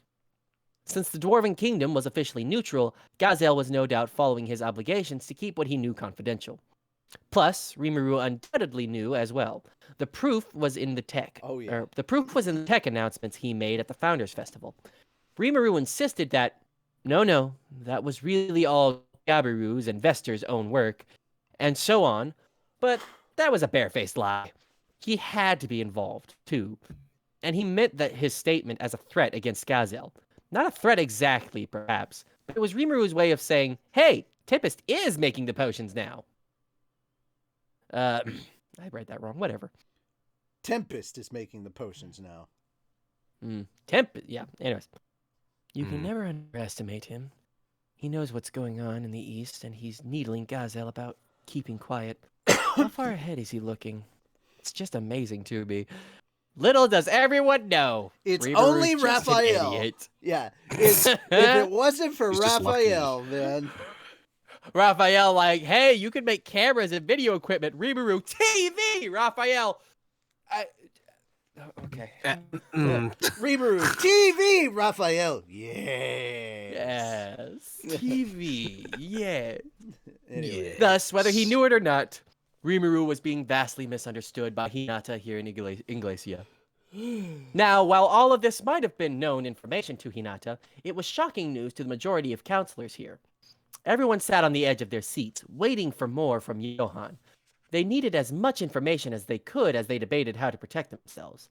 Nations rich enough to have regular armies were one thing, but the smaller ones didn't even have the free budget to retain one of those. Small scale was the watchword with their militaries. They preferred to hire mercenaries at times of war, but if the whole region was building up their firepower, they'd be facing pretty slim pickings. Everyone, Johann said in a voice that carried well across the chamber. Let me try that again. Everyone, calm down. I'm not saying the Empire will make their move at once. Let us keep our heads cool and debate how to respond. Just as Hinata thought, this was the real topic of the day. And what will we do? One representative asked, followed by many others. How to respond? What measures do we even have against them? The kingdom of Farmus is gone. Even if we wanted to build a defensive line, we can't do that with just us smaller nations. Order, please. The Empire isn't on the move because of you-know-who in the Forest of Jura. I wouldn't be as assured if he was still sealed away, but now he's alive and active for us. Wait one moment. You want us to pin our hopes on that evil dragon? Please, I'm telling you, calm down. Right now, if the news is to be trusted, Veldora has been tamed by Sir Rimuru, the Demon Lord. The very same Demon Lord who seeks admission to our council. Am I right? Then I think the answer is clear. The man calling for order was Count Gabon, whatever, a representative from Inglacia. Councillor Gabon is right, Johann continued. As we face this threat from the east, now is no time to wage a war of words against each other. If the Demon Lord Rimuru will join the council, I am sure their military might will aid us. Ah, certainly, yes. Cheers of agreement rang out. Johann smiled approvingly. In my humble opinion, I think we should recognize Tempest as a full-fledged member. His voice was solemn, as if arguing the reaction around him. That alone changed the atmosphere in the... Wait, what? Gauging the reaction. As if gauging the reaction around him, yeah. That alone changed the atmosphere in the chamber. Even those who feared the Demon Lord as a complete unknown now recalled the very real and recognized threat from the east. Tempest was a land of monsters, but also a nation that responded to common sense. The Empire, on the other hand, was the ravenous foe, bent on gobbling up everything in its path. They were a human enemy, and as such, if they lost to the Empire, everyone could see that they'd be next at the dinner table. The ruling class, all of them, would undoubtedly be killed. The Empire was a massive military state with a history of growth powered by the nations they swallowed up. They were always thorough with their enemy, and to the Western nations, they were a presence to be feared. I think Councillor Rostia is making a valid point. a point I agree with, I should add. I'm very glad to understand, Councillor Gabon, and I think you won't be alone in this chamber. I think it's time to take a vote on Tempest's admission first. But what do you think? Seconded! The West needs to put up a united front before anything else. Quite true. Now's no time for infighting. Several representatives voiced their approval at Johann. It led to a general commotion that forced the chairman to shout for quiet once more. At the chairman's lead, the vote began. First, Johann fanned everyone's fears. Then he put on the pressure to conform. A very impressive performance indeed, in the classic style of nobility. I suppose this is all part of the script, too. Even without the preamble, that took forever. Clearly, Johann and Gabon. I don't want to pronounce Gaben. that. Gaben. Gabon. Like, Gaben. Gay bad. Yeah. Gay bad. It's gay bad. No, no, No. It was approved 10 years ago. There's no ban on gays.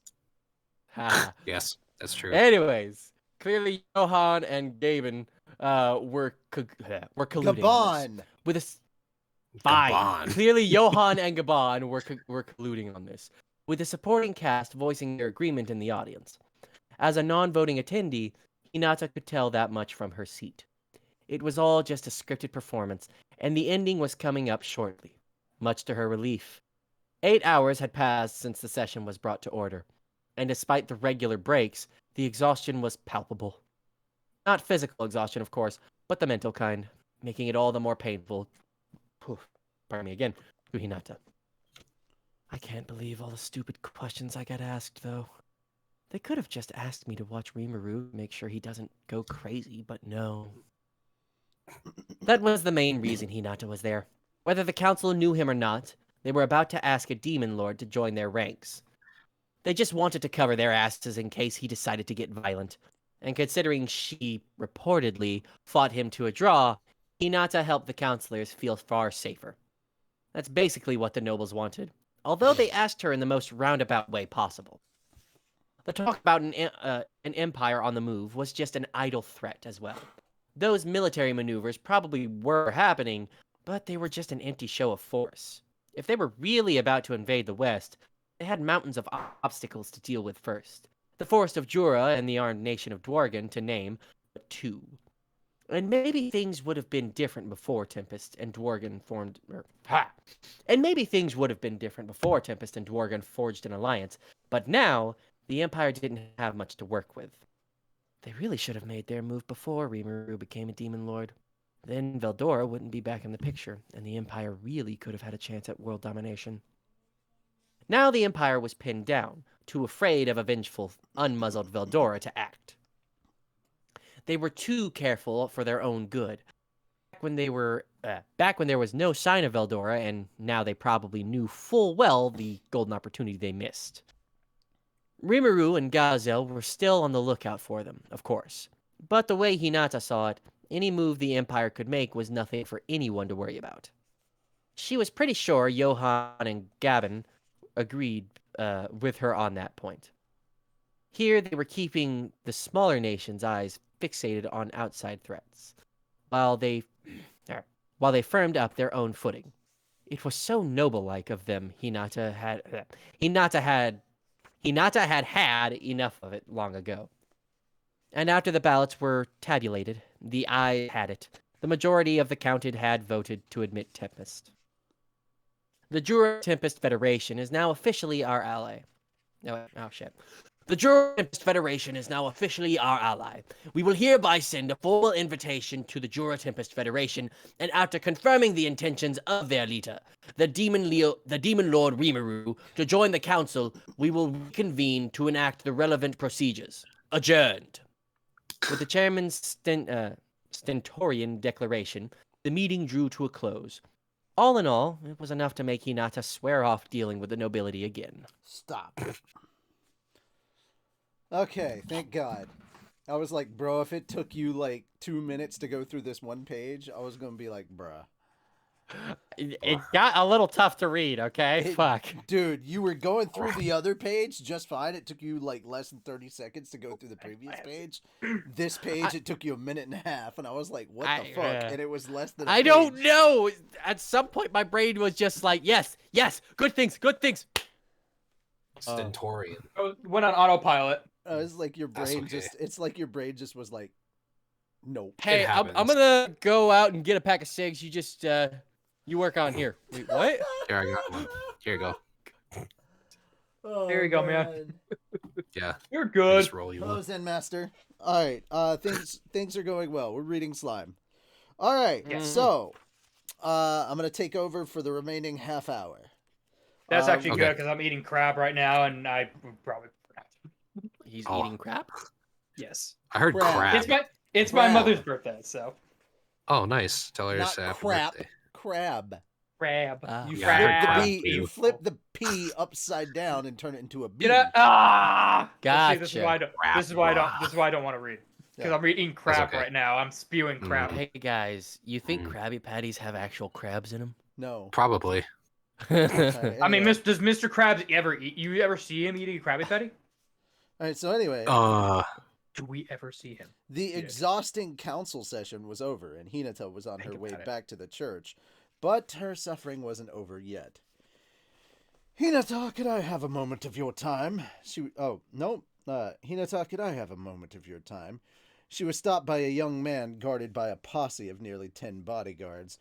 He had shiny blonde hair and a refreshing smile, a handsome man, although not much Hinata's type. After 8 hours of that torture session, her tolerance for anything else today was gone. She just wanted to get home, and the smile of the man she had no interest in was worthless to her. Question. Unfortunately, Who is Hinata's type then? we don't know. Unfortunately, the man's social blue slime. no. Mm. Unfortunately, the man's social position posed some difficulties for Hinata's escape. This was Elric, the first prince of Englacia, where the council's headquarters was located.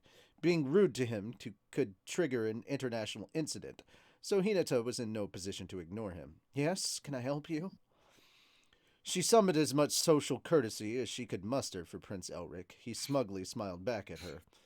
Well, Hinata, I wanted to ask you a favor. Elric did not know Hinata well enough to address her this casually.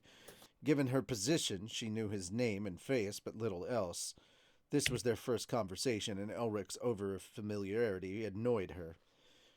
And what would that be? She asked as they moved over to a reception room. I'm thinking about testing the Demon Lord Rimuru at the next council meeting.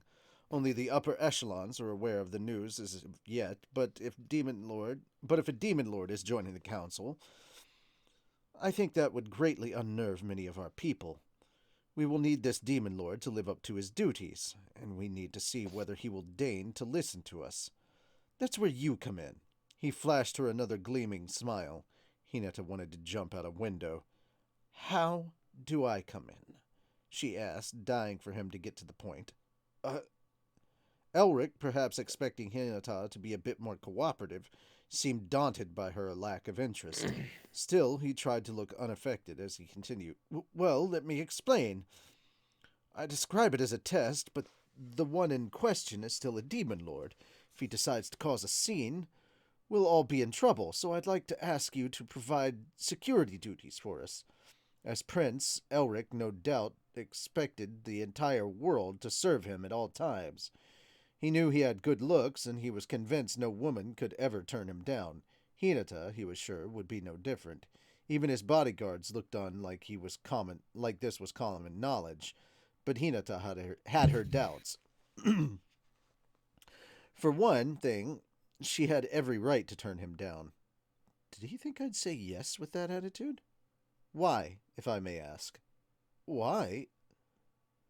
Because I know you are a strong woman, the most powerful leader of the paladins, confident to the Luminian god, the chief knight of the Imperial Guard itself. Among the Western nations, you truly have no equal. And I even hear that you fought the Demon Lord Rimuru to a draw. With your support, I'm sure we can reveal the true nature of this Demon Lord. His sheer arrogance was clear for Hinata to see as he heaped extensive praise upon her. What is he talking about? Rimuru was generally kind to her, but he was a true blue demon lord. Deliberately trying to rile him was beyond stupid, and that fought to a draw thing was a rumor they deliberately spread around. She couldn't beat him at all. If Rimuru ever got really angry, it'd take a fellow demon lord like Luminous to stop him. I think that idea might be ill-advised. He is truly a powerful demon lord. If we were to fight again, there's no guarantee I could beat him. Oh, come now, no need for modesty. Just because you're talking to me doesn't mean you have to act like a meek, gentle woman. The smile was now gone from Hinata's face.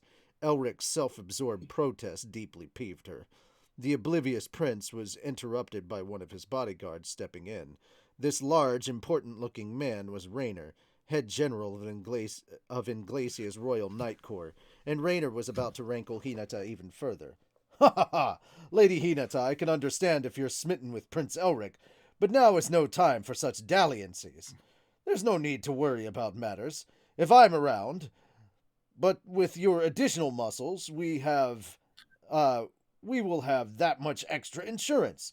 So if you could..." The chiding tone of his voice robbed Hinata of any desire to hear the rest. "I'm afraid I cannot. The Western Holy Church and the Holy Empire of Lobelius have signed a non-aggression pact with Tempest. And a word of warning as well. Please refrain from angering the Demon Lord Rimuru." "Pardon me?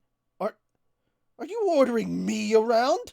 The bodyguard, along with Elric, seemed flummoxed by the idea that she'd actually say no to them.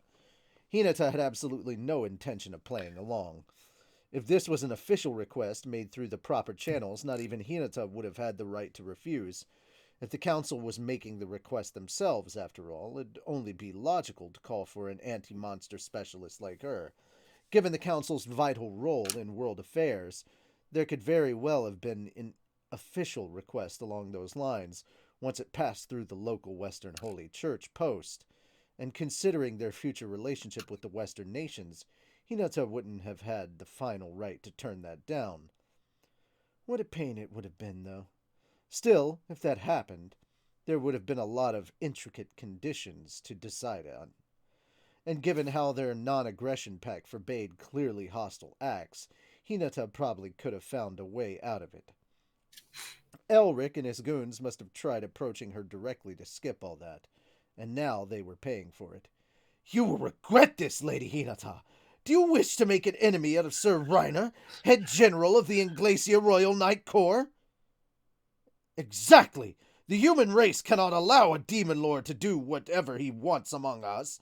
Don't tell me the Western Holy Church is fine with someone like him going on a rampage inside the council."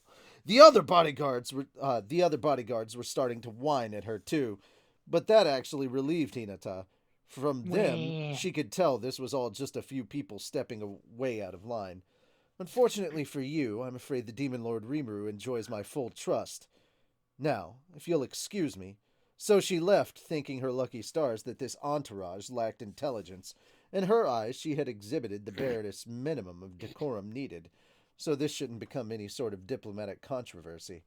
Making this unscheduled approach to a council invitee was a much ruder thing to do anyway. Even if a prince was involved, Hinata handled it passably well, if not exactly with perfect poise. But they're not really going to try to anger Rimuru, are they? The anxiety bounced around her mind the moment she swore off nobles forever. This had to happen. The anxiety bounced around her mind. The moment she swore off nobles forever, this had to happen. Well, I turned down any involvement in it. Hopefully cooler heads will prevail among them. If you wanted to take on a demon lord, you'd better have had the national army backing you up. If a small group of them tried to pick a fight, it really would take a party of champions to save your ass, and they wouldn't have the time to prepare like that. A demon lord on the council floor was probably an opportunity too good for them to pass up, but having an unexpected event to take advantage of didn't automatically up your success rate. But what if this entire encounter was planned from the start? That seems pretty unlikely, but I better keep my guard up next time. The thought was depressing her already.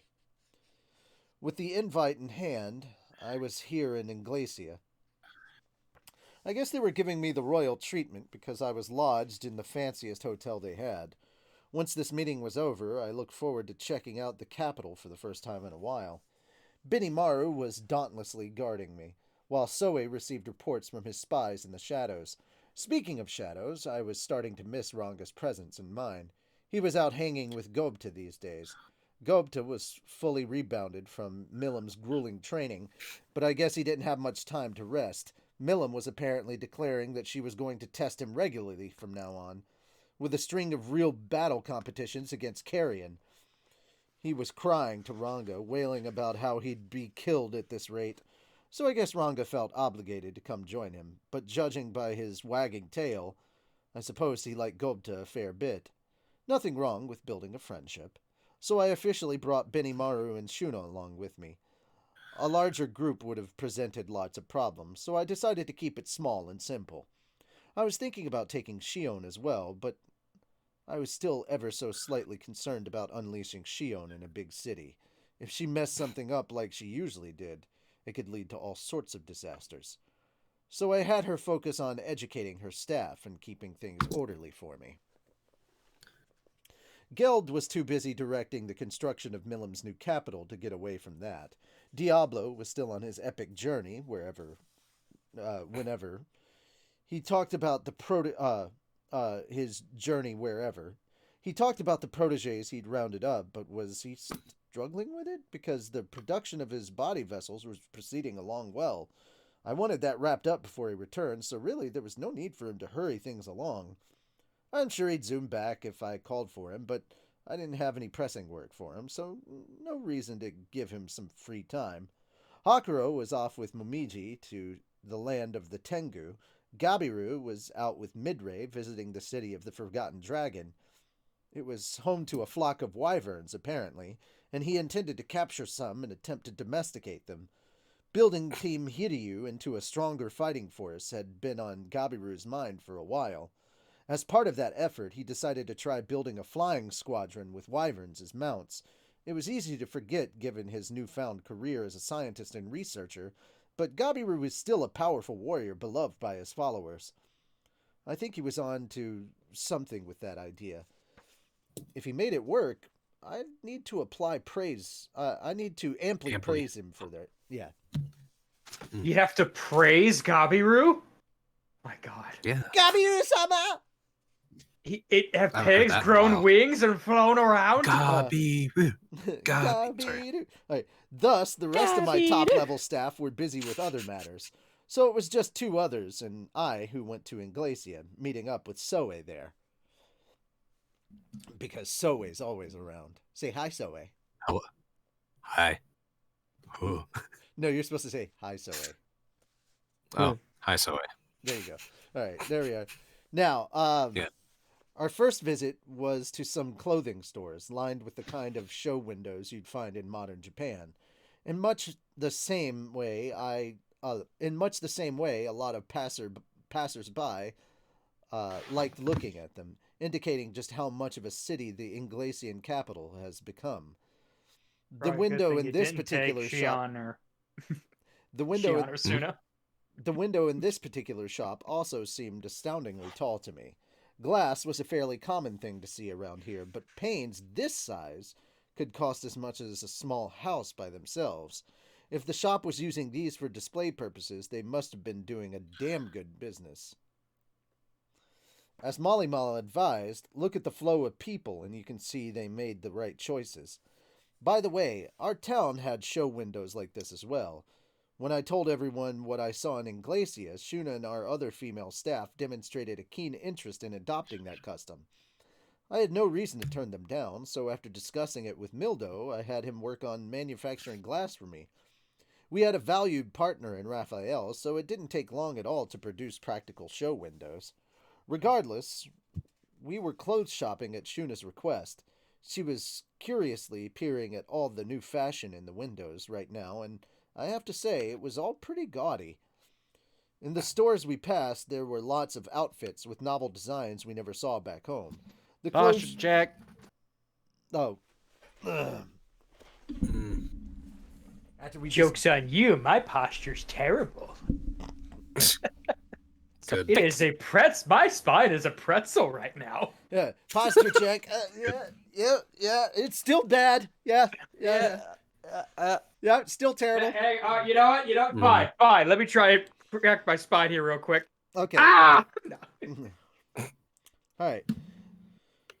All right. Anyway, the clothes Shuna and her team sewed, after all, were mostly Hydrate. God fucking damn it. And stretch. The clothes Shuna and her team sewed, after all, were mostly ensembles gleaned from my own memory, but these shops were full of original pieces from entrepreneurial designers. They all seemed to compete with one another on racks, and the sight was more than enough to capture Shuna's heart. I certainly don't want to lose out to all this, she whispered, resolute. I must redouble my efforts. Yeah, keep up the good work. And everyone, go ahead and select whatever you like. I'll cover the cost. Also, why do you motherfuckers do this when it's me reading? Stretch. Y'all couldn't wait. Y'all couldn't do this when everybody else was reading. Y'all had to do it when I was reading. Fuck. All right. It's because they like you. I mean, don't No, the points they build really up don't. over time? No. Oh, they did. No. I mean, sort of, yes, but like, it's like, dude, y'all could have Well, there done you this earlier. All right. They might just not quite have enough points what? back then. Are to be you good. sure? Me too. Okay, hold on. Oh, okay, there it is. Benimaru was dauntlessly guarding me, with Soe receiving reports from his spies in the shadow. Oh no, You already did all that. I already did that. Yeah, Yeah. keep it up. Yeah. Okay, so I missed the part. Okay. Yeah. Okay. Yeah, keep up the good work, and everyone, go ahead and select whatever you like. I'll cover the cost. What? Are you sure? Me too? I'll keep this on, thank you. It's fine. I don't pay you a salary anyway, so at least let me be generous with this. As thanks for their usual hard work, I decided to give all three of them new clothes. I had a suit along with me for tomorrow's conference, but Benimaru and Soe were still in full battle gear. They fit in with the adventurers milling around town, so nobody brought it up, but on the streets, they were too imposing for my taste. Shuna was in her usual shrine maiden garb as well, and I think some fashionable casual wear would do her some good. So I had them pick out their favorites. Benimaru and Soe went with tailored jackets, shirts, and skinny jeans. Huh? All right. They looked good on them, and Shuna went with, whoa! A fluffy white gaucho skirt and ice blue knit vest? Cute! That really worked on her. That looks good. I like it, Shuna. Thank you very much. I'm glad to hear that, Sir Rimuru. Yep, the shrine outfit is fine and all, but something casual wouldn't hurt her either. It's also novel on her, fresh, if you will. Since we were here and all, I decided to purchase several outfits. We'd no doubt use these as models to sew our own starting next time. I also purchased a thin, dark blue dress for Shion as a souvenir. She's got kind of a cool demeanor in terms of looks anyway, so I figured she'd stand out in that. I'm sure she'll love it. You think so? Glad to hear that. Yes, I'm positive. If Shuna said so, it was probably true. And you guys look okay in that too, so go ahead and take it. Not as much guidance for us, huh? No. Benimaru and Soe sounded like they had complaints, but who knows? And why are they still trying on outfits? They acted like they didn't care, but now they were diving deep into the racks. A handsome man looks good in anything, so I really didn't think they needed to agonize over their decisions that much. Meanwhile, all my decisions were snap judgments. It wasn't like I could describe the difference between one ensemble or the other, so I had the store clerks pick for me. Couldn't go wrong with that, I figured. Finally, we made our selections. We were fitted for them on site, which let us change right into them. Shuna was now lovingly clutching the box of clothes I got for her, smiling broadly. Unlike my disappointing secretary Shion, Shuna pretty much always had it together. The gap between them was charming like that. Benimaru and Soe looked happy about their own clothes too, so I'd call this outing a success. They pretty much worked day and night, so I really wanted to thank them somehow. If this excited them that much, I thought as I settled the bill, I should have taken them here sooner. Shuna, shopping spree. Yep. After changing into new clothes, we headed for the cafe our old friend Yoshida used to run. A trainee of his had taken it over, and it was doing pretty decent business. And since we were one of their suppliers, we were allowed to make purchases at a discount. We were scheduled to meet Hinata here, whom we had heard had visited in Inglacia before us. I figured we could enjoy my first Inglasian lunch in a while as we talked over tomorrow's conference. As we waited for her, I let Soe give me a briefing. He had his feelers all over the Western nations, so I figured he'd know why they chose this timing for her, for the invite. All right, Soe, your report? Certainly. First, I'd like to start with some of the feedback from the Founders Festival. He gave me a rundown of the more important rumors and discussions he had picked up from across the land in an easy-to-grasp fashion. I appreciated that. The response to the Founders Festival was pretty positive. From the royalty up top to the farmers at the bottom, people talked about it all over the place. The dungeon was also generating tons of buzz. Our ad pitch to the nobility must have worked because a few of them were forming teams of challengers to conquer the dungeon. Even people from faraway lands, not just the border nations, were reportedly curious. At this rate, I thought we could expect even more customers soon. After that pleasant news, we got down to business. So, did you investigate the merchants and who's behind Duke Musei? I did not neglect that, Sir Rimuru. From the merchants' families to their business relations, I conducted a thorough investigation. Based on that, I did not find any connections to particularly suspicious figures. However, these merchants did go through several government intermediaries in order to obtain business licenses in the nations they work in. And when I traced these officials, I found they all had connections to Duke Musei. So, what'd that mean? Understood. The merchants were likely doing the bidding of the subject Musei. All right, so there's probably not much point investigating those guys further. What about Musei then? I guess there really is some kind of secret cabal running the Western nations, and they might be scheming something new right now as we speak. Musei seems like a competent enough noble. I better keep him under surveillance. So Musei did a good job covering his tracks, huh? What's that potential threat up to now? As competent as he might be, though, there was no escaping Soe's eyes, no matter what kind of seedy group he tried to buddy up with. It'd only serve us in catching him red-handed, but Soe quickly banished that thought from my mind. He's dead, Sir Rimuru. Huh? We believe he was felled by some manner of long-range attack. As the Duke of Gaston... Gaston! Musei was something of a big shot. If someone like him was murdered, I really was starting to wonder about this mystery cabal. And if this was the cabal's way of escaping capture, they must have a lot of power to work with. Report. There is the possibility that they have noticed the subject Soe's investigations. So they shut him up, huh? Maybe we should give this adversary the respect they deserved. They weren't playing around. And you didn't see who did it? Benimaru asked. No. Soe flatly replied. I didn't detect any presence at all until Musei fell to the ground in front of me. He only heard the sound of Musei collapsing, so there wasn't a whole lot he could do to stop anything. He sounded despondent about that. And I couldn't do much apart from console him. That's pretty unbelievable. If not even you could spot them, they must have been attacking from thousands of feet away.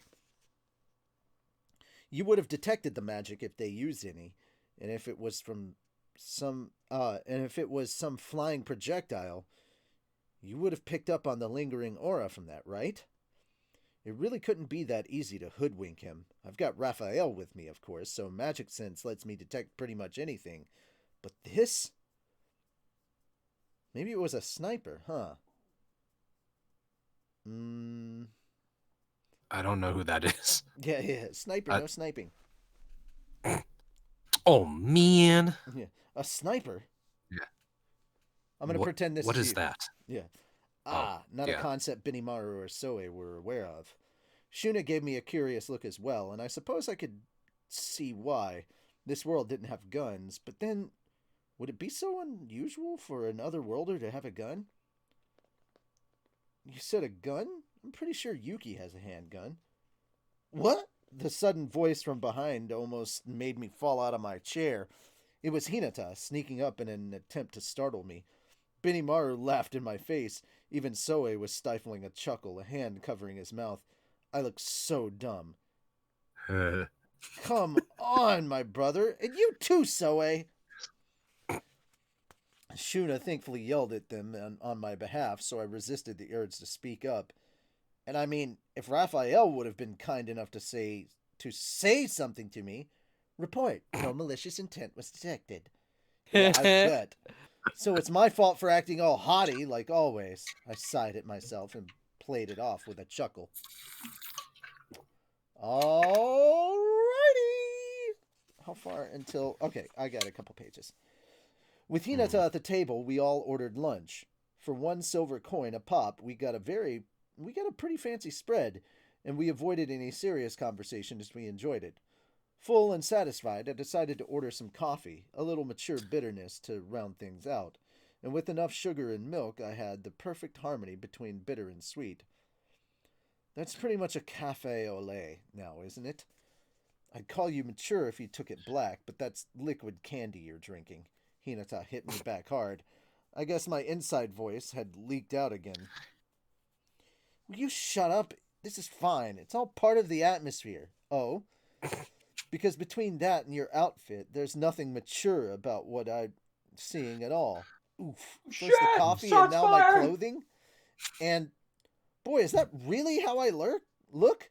The clerk at the shop arranged what I thought was a neat poncho type thing. I thought it was, yeah, maybe a little on the young and springy side. But I trusted the staff there, and now I regretted ever trusting in the store employees' fashion sense. Damn it, this does seem like kids' wear, doesn't it? No, Sir Reamer, it's lovely on you. Right? Yeah, it looks great. I thought you liked it. It's lovely on me? So I look like a kid to them? Man, what a shock. My clothes were comfortable, at least. I didn't dislike them, but that's not the issue. I'm supposed to be high society, you know? I'd even grown a bit lately, enough that I could probably pass for a middle schooler. You control your own looks. I'm sorry. It just, in my mind, he's wearing like everything like a middle schooler would wear now. So he's got like an Amogus backpack, like a Sonic the Hedgehog t-shirt. All right. It makes you look cute. Those are the facts. Give it up. My shoulders slumped at Hinata's verdict. Oh man. I guess I'd have to. I don't have the slightest amount of adult charm. I already am grown up. Why do I have to be obsessed with my height at this point in life? Maybe I'm just gonna have to face reality soon. Hinata, meanwhile, wasn't as brightly dressed as she was in the festival. She was looking smart in her paladin uniform, a dignified beauty in an outfit usually meant as menswear. Maybe she and I should swap looks.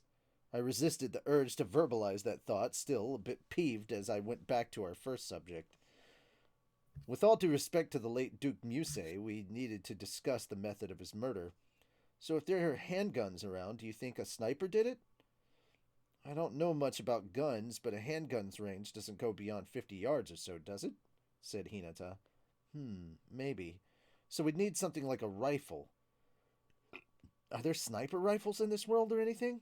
I couldn't tell you. I've certainly never seen one.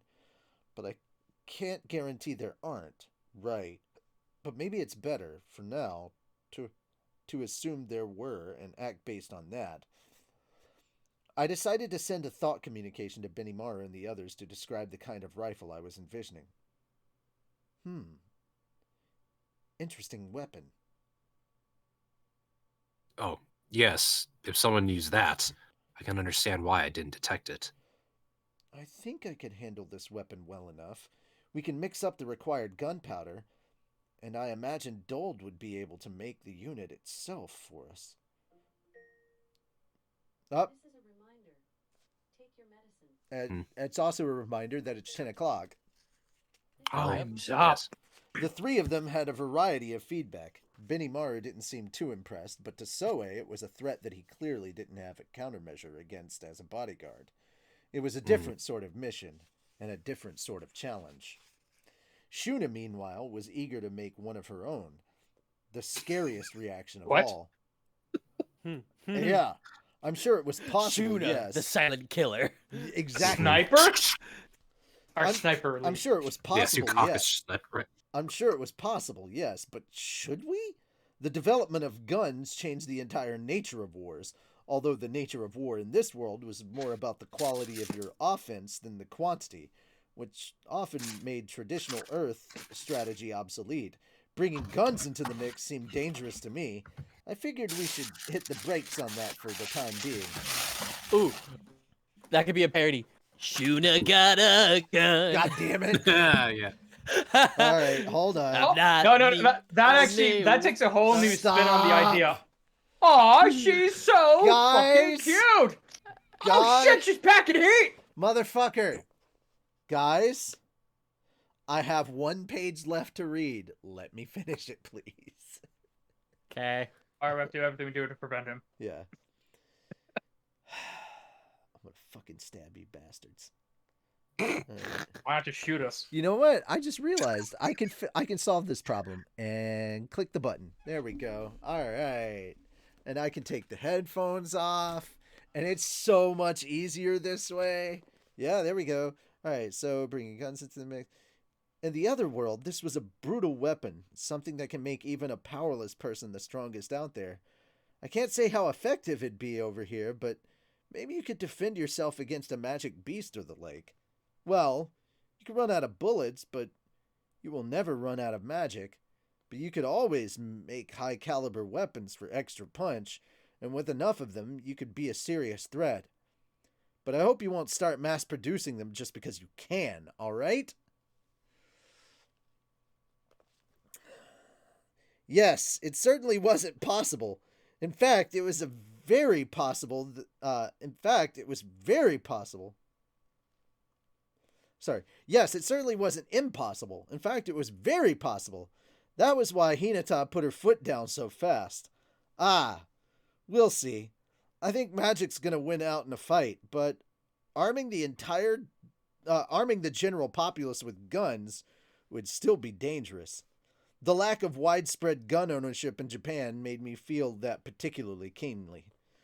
Looking at the news from overseas, you had situations where guns helped protect someone, but there were a lot more cases where nothing would have happened if guns hadn't been added to the mix in the first place.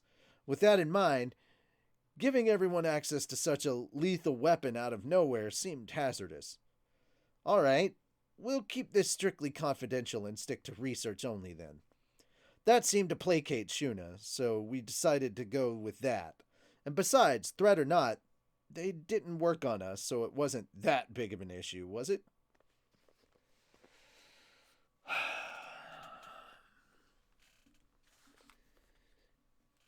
I hate you. I hate you all.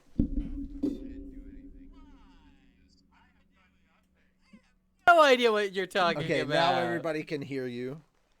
By the way, guys, I don't know why you hate us. By the way, guys, I want you to know that we started on 149 and we are actually ending on page 195. So we're actually going pretty far through. This chapter actually ends on 250. So we've only got 55 pages to go through for next It's week. like what, one more stream? Or? So yeah, we actually might be able to do this in just one more stream. So that's very possible. That's why that's why I knew how big of a chapter we had to go through. That's why I was trying to keep all the interruptions and the playing and everything to a minimum. Now, if and you don't mind, I'm gonna finally get the hydration thing out of the way. Tempest branch of the NRA sounds awful. Yeah, no shit. All right. Let me fix this real quick. Let me go I can't imagine requests. Shuna with a sniper rifle, like maybe like a small revolver. Okay, maybe, I for have self-defense. okay, so No, we got I could another totally see Shuna we with got a another sniper. posture check, everybody.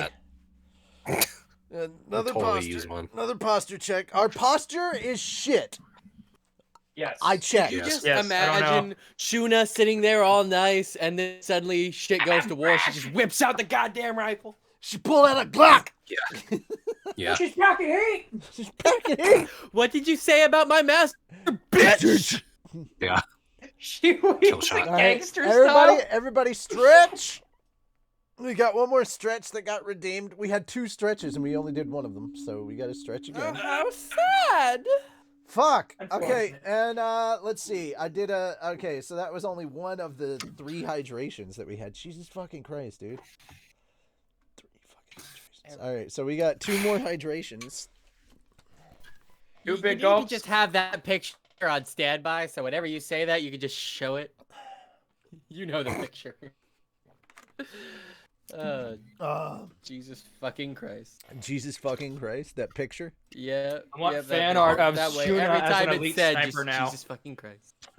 Yeah, just Shall we correct your posture? No, we're good. We're done. My posture is broken. All It's a good redemptions. VTuber All model. I mean, you're like, shall we correct your posture? I was That's like, go nice. ahead and try. yeah. Go ahead and try, guys. If you want to try correcting our posture, you're welcome to try. See, now I just want fan art of Shuna as an elite sniper. You are welcome to look. try. Except, oh no, what has happened? Oh no, all the channel points have been paused. Redemptions have been paused. What? No. What? How How could could you this do be? that? How could this happen to me? Wait, but what about all the Oh, one more posture correct. Got it. like there's a bunch of push-ups and shit. No, Oh my I fucking paused all that shit. Why are you guys doing this? Stop.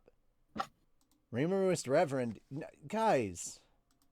Okay, well that one, yeah, we're done. Yeah, so. we're done. So I don't know why you're redeeming voices when the whole shit is done. Everything is done. It's like all this shit is done. Guys, stop it. We are finished. We're finished. Everything's done. Shut it down. You're done. You're done. They both. Reject. Okay. Posture check. Each four. Reject. Lag on your end. Boy, I'm there like, you go. dude, how much lag? It can't be that much lag. I rejected them Oh, both. the lag. I mean, I've seen lag up to Oh, 30 that's seconds, so. Yeah, It's not but too bad. yeah, but we've been like done with that for a while. So I mean, we've wrapped up the reading for a while. All right, guys. Well, let's go ahead and get your thoughts about what you guys thought about this out of the way. So we're good on this before we hit up Real the YouTube quick, stuff, so I know where we can end the YouTube thing before we start the exercises. That way, I know when we do the exercises, I can cut the YouTube shit there.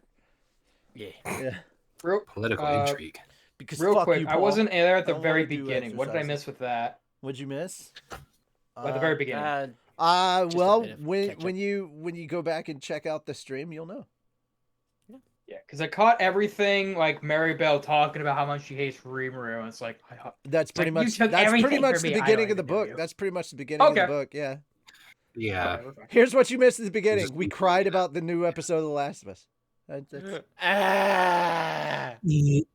And anybody that Uh, complained about how much they changed the story of The Last of Us in this episode, I was like, yeah, bitches won't. This just proves that if they're willing to get to change up this much between the story of the game and this much between the story of the show, if they're willing to change things up this much, then people who are worried about the story content for the part 2, season 2 stuff, they don't have anything to Oh, worry sure. about because everybody, Okay. so many people did not like the story of The Last of Us Part 2.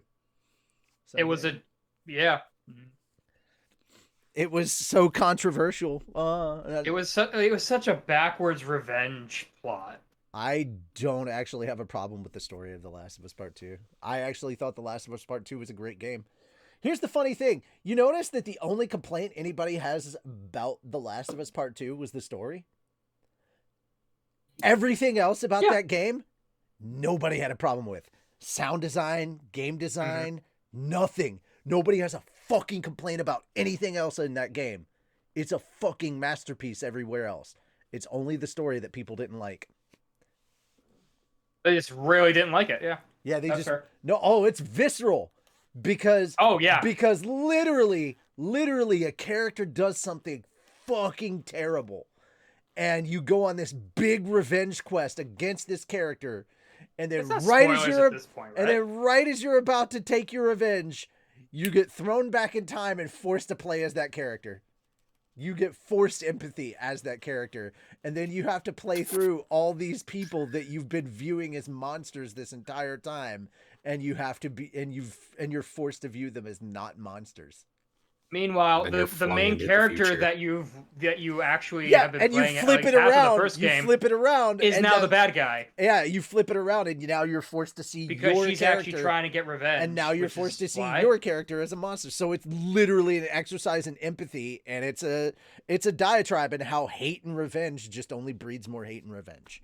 And I'm not trying to go that far into who the character is and what I wasn't going to talk about who the character was and this and that and the other, because I'm not trying to spoil anything for Moon. So shut the hell up about who the hell what character is from what game and other stuff. So I'm not sorry. Yeah, well, that's okay. That's okay. That's okay. not sorry. He's like, I haven't he's played like, the game, but I he's know the like, story. I'm not sorry. I'm like, that's okay. Neither is my bullet. Bullets, won't hear it bullets go don't off. have. That's okay. Bullets don't have emotions. They're not sorry either. Yeah, forced him to He's view gonna be them as- mimicking forced to Shuna. view them as not monsters. You can't force me to. There she is. You can't force me to unsee Apex things. killer.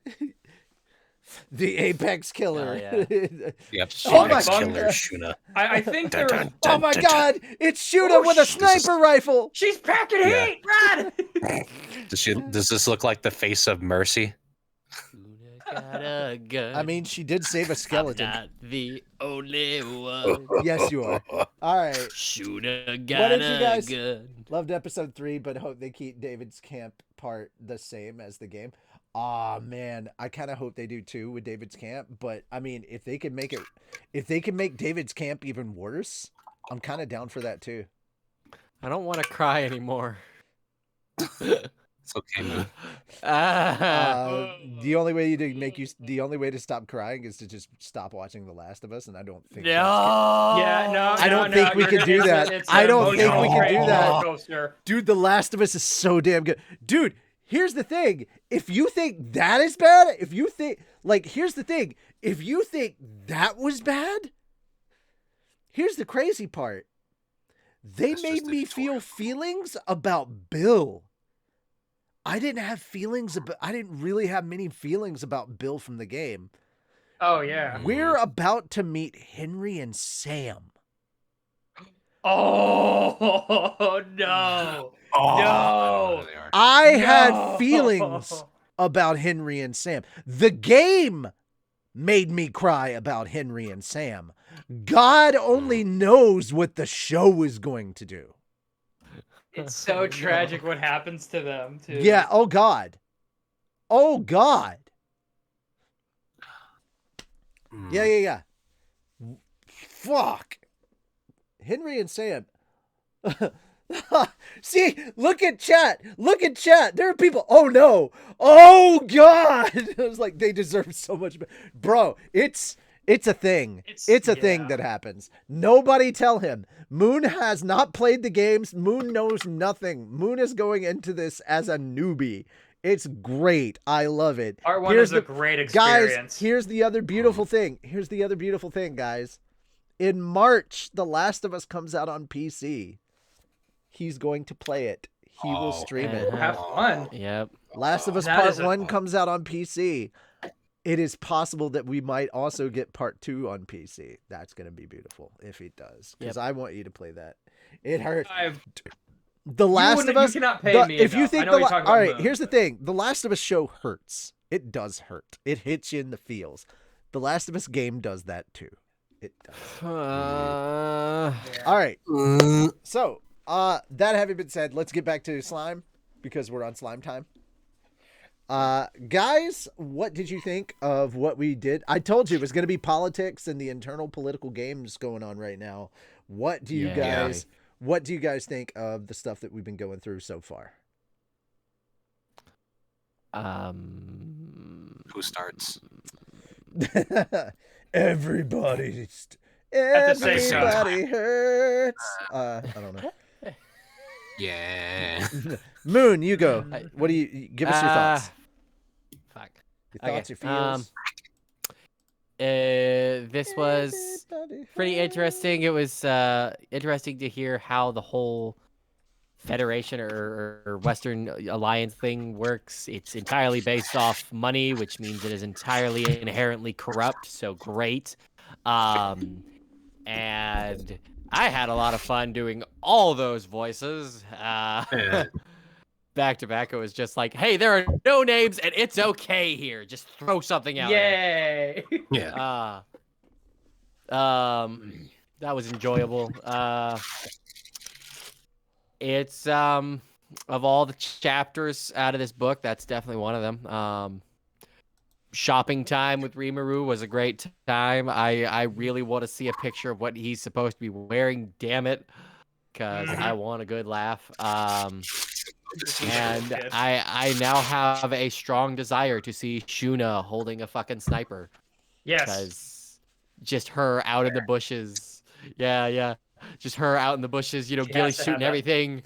Ghillie Just thought suit. communication. Rimuru, should I take the shot? Should I take the shot, my lord? Just say And Rimuru just like, God, no, he's just saying hi. like you see the red dot on the guy's head. Yeah. Just No. It's some new dignitary lady who's flirting with Rimuru. And you just see the red dot thrown in on her forehead. just Step off, bitch. Like, She's All right. trying to take... Shuna, no. Shuna, yes. All right. Anyway. Oh, yeah. All right. Oh, she's like, aw. Shem, yes. your turn. Oh, yeah, I don't know. Right now, this chapter is like, there's not a whole lot of action going on, but I can tell they're trying to set up some stuff. There's a little bit of political intrigue, but it's like, there's a lot going on that is going to lead to, what was it? Probably some big, like, explosion of, like, guns and, the like... first half of the first something, half of huh? the chapter, I feel, is definitely set up because, well, Mhm. I know is actually set up, but You've read ahead, yeah. I've read this fucking book twice. Mm-hmm. I know what's Mhm. coming. Like The Rosos. the here, it's a long ass chapter. I know that the second half is literally the actual council thing. We're going. He's going to the council. We're taking the slime to Isengard. To Isengard. To Isengard. Who is it, guy? Alright,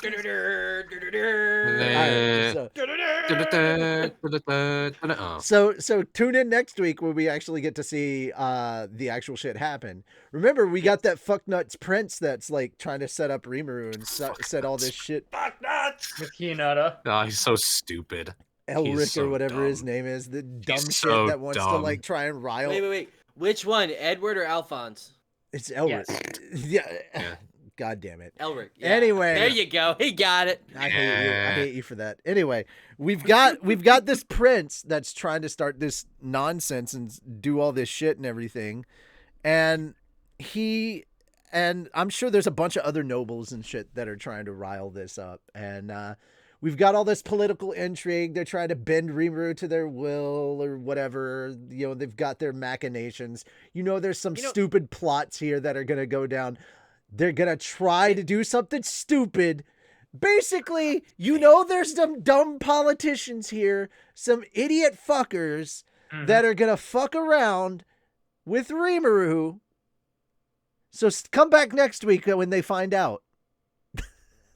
When he was trying to get Hinata to do the, watch out for us thing, he really should have offered something in return. It's all about equivalent exchange. Remind yourself that overconfidence Yes! is a slow, Another one! insidious killer. Every time you have a sigh of disappointment, I get stronger. Okay, so I thought he was upset because I did the darkest dungeon. Nope. All right, so moving Yeah. on. Also, it was nice to see everybody leveling up in the dungeon. Nice that we got that. Oh, again. yeah. All right, and then of course, Sonic. What were your thoughts? It's interesting to see Maribel sort of come more into the forefront. Not too much, She is inching ever so closer, and you know that's gonna come to a head at some point. I want to see Rimuru and Maribel in the same room at some point. Seeing her, or the explanation of her power and how it works, and how you can get an idea of how she got to where she is in the first place. It's all starting to form. I did enjoy that a lot, that explanation. Let's see. Yeah, no, the thing with Hinata and the prince is like, no, dude, you don't understand. I'm like, he's my buddy. I know, he may be an idiot, and she literally he proves is that in point fact later. an idiot. Very much. Yeah. No. Reamer is an idiot because he dresses like a child. All right, guys. That's gonna wrap it up for us. For our review. I'll be streaming some stuff tomorrow. If you guys want to check it out, here is my channel. I'm hanging out and playing some games. Probably a little Forspoken. I'm playing some Forspoken and some other stuff. Oh my god. I'm playing some Forspoken and some other stuff and some Destiny. Some Derptiny. Derptiny. It is the reset week, so we'll have a new Grandmaster, new GM, so that'll be fun to play. Yeah. All sorts of fun stuff. Yeah. Getting through the last GM was fucking terrifying. You didn't even do the GM for this week, bro. Yes, I did. No, you I did haven't. it with you and Didi. No, you didn't. Not this week's Yeah, I GM. did. No. I thought we did that on Tuesday. This GM? Yeah. Did you do Last Insight? Tuesday. Wait, did you do Insight Terminus or did you do the was it all right, was it the one with the Hive or was it the one with the Cabal? It was. Were we it on was Hive. Nessus? Okay, it was the okay, it was the one with the Hive. Yeah, that was the pain in. You think that one was a pain in the ass? Believe it or not, that was actually one of the easy ones. Oh no. Oh yeah. I don't like that. You think that was hard? You should do Corrupted or Glassway. I had to do all 6. I had to do all 6. I got the seal. Now I have to do them all over again so I could get it gilded. Boy. Yeah. I get the seal gilded and then yeah. Also, Is it I worth managed the to get to gilded 1581. Hey! I'm going up in the world. You His are. power level is increasing ever so slightly. Gear but he's score. getting there. I'm hoping. Gear score. I'm hoping. Not- Yes, gear score. Okay. 1581. Yes. My overall light score is 1592. So you are getting in the good spots. His Yes. power level. Yes. It's rising. All right. So over there as well, I'll be streaming stuff. I currently have a donation incentive going on because I know some of you guys love torturing me and you're going to probably want to make me play the game. So I already had the donation incentive up for the Dead Space remake. Ooh. I cannot get it myself. So I have made a donation incentive. There's no way I'm going to be able to get it myself, guys. I just can't. There's no way. So I will need your support for that. I do want to play it. I've seen people He already is playing once it. again asking for your financial support. Oh my God. All right. That having been said, that's that. We're going to do our workouts. Thank you so much. Bye, YouTube.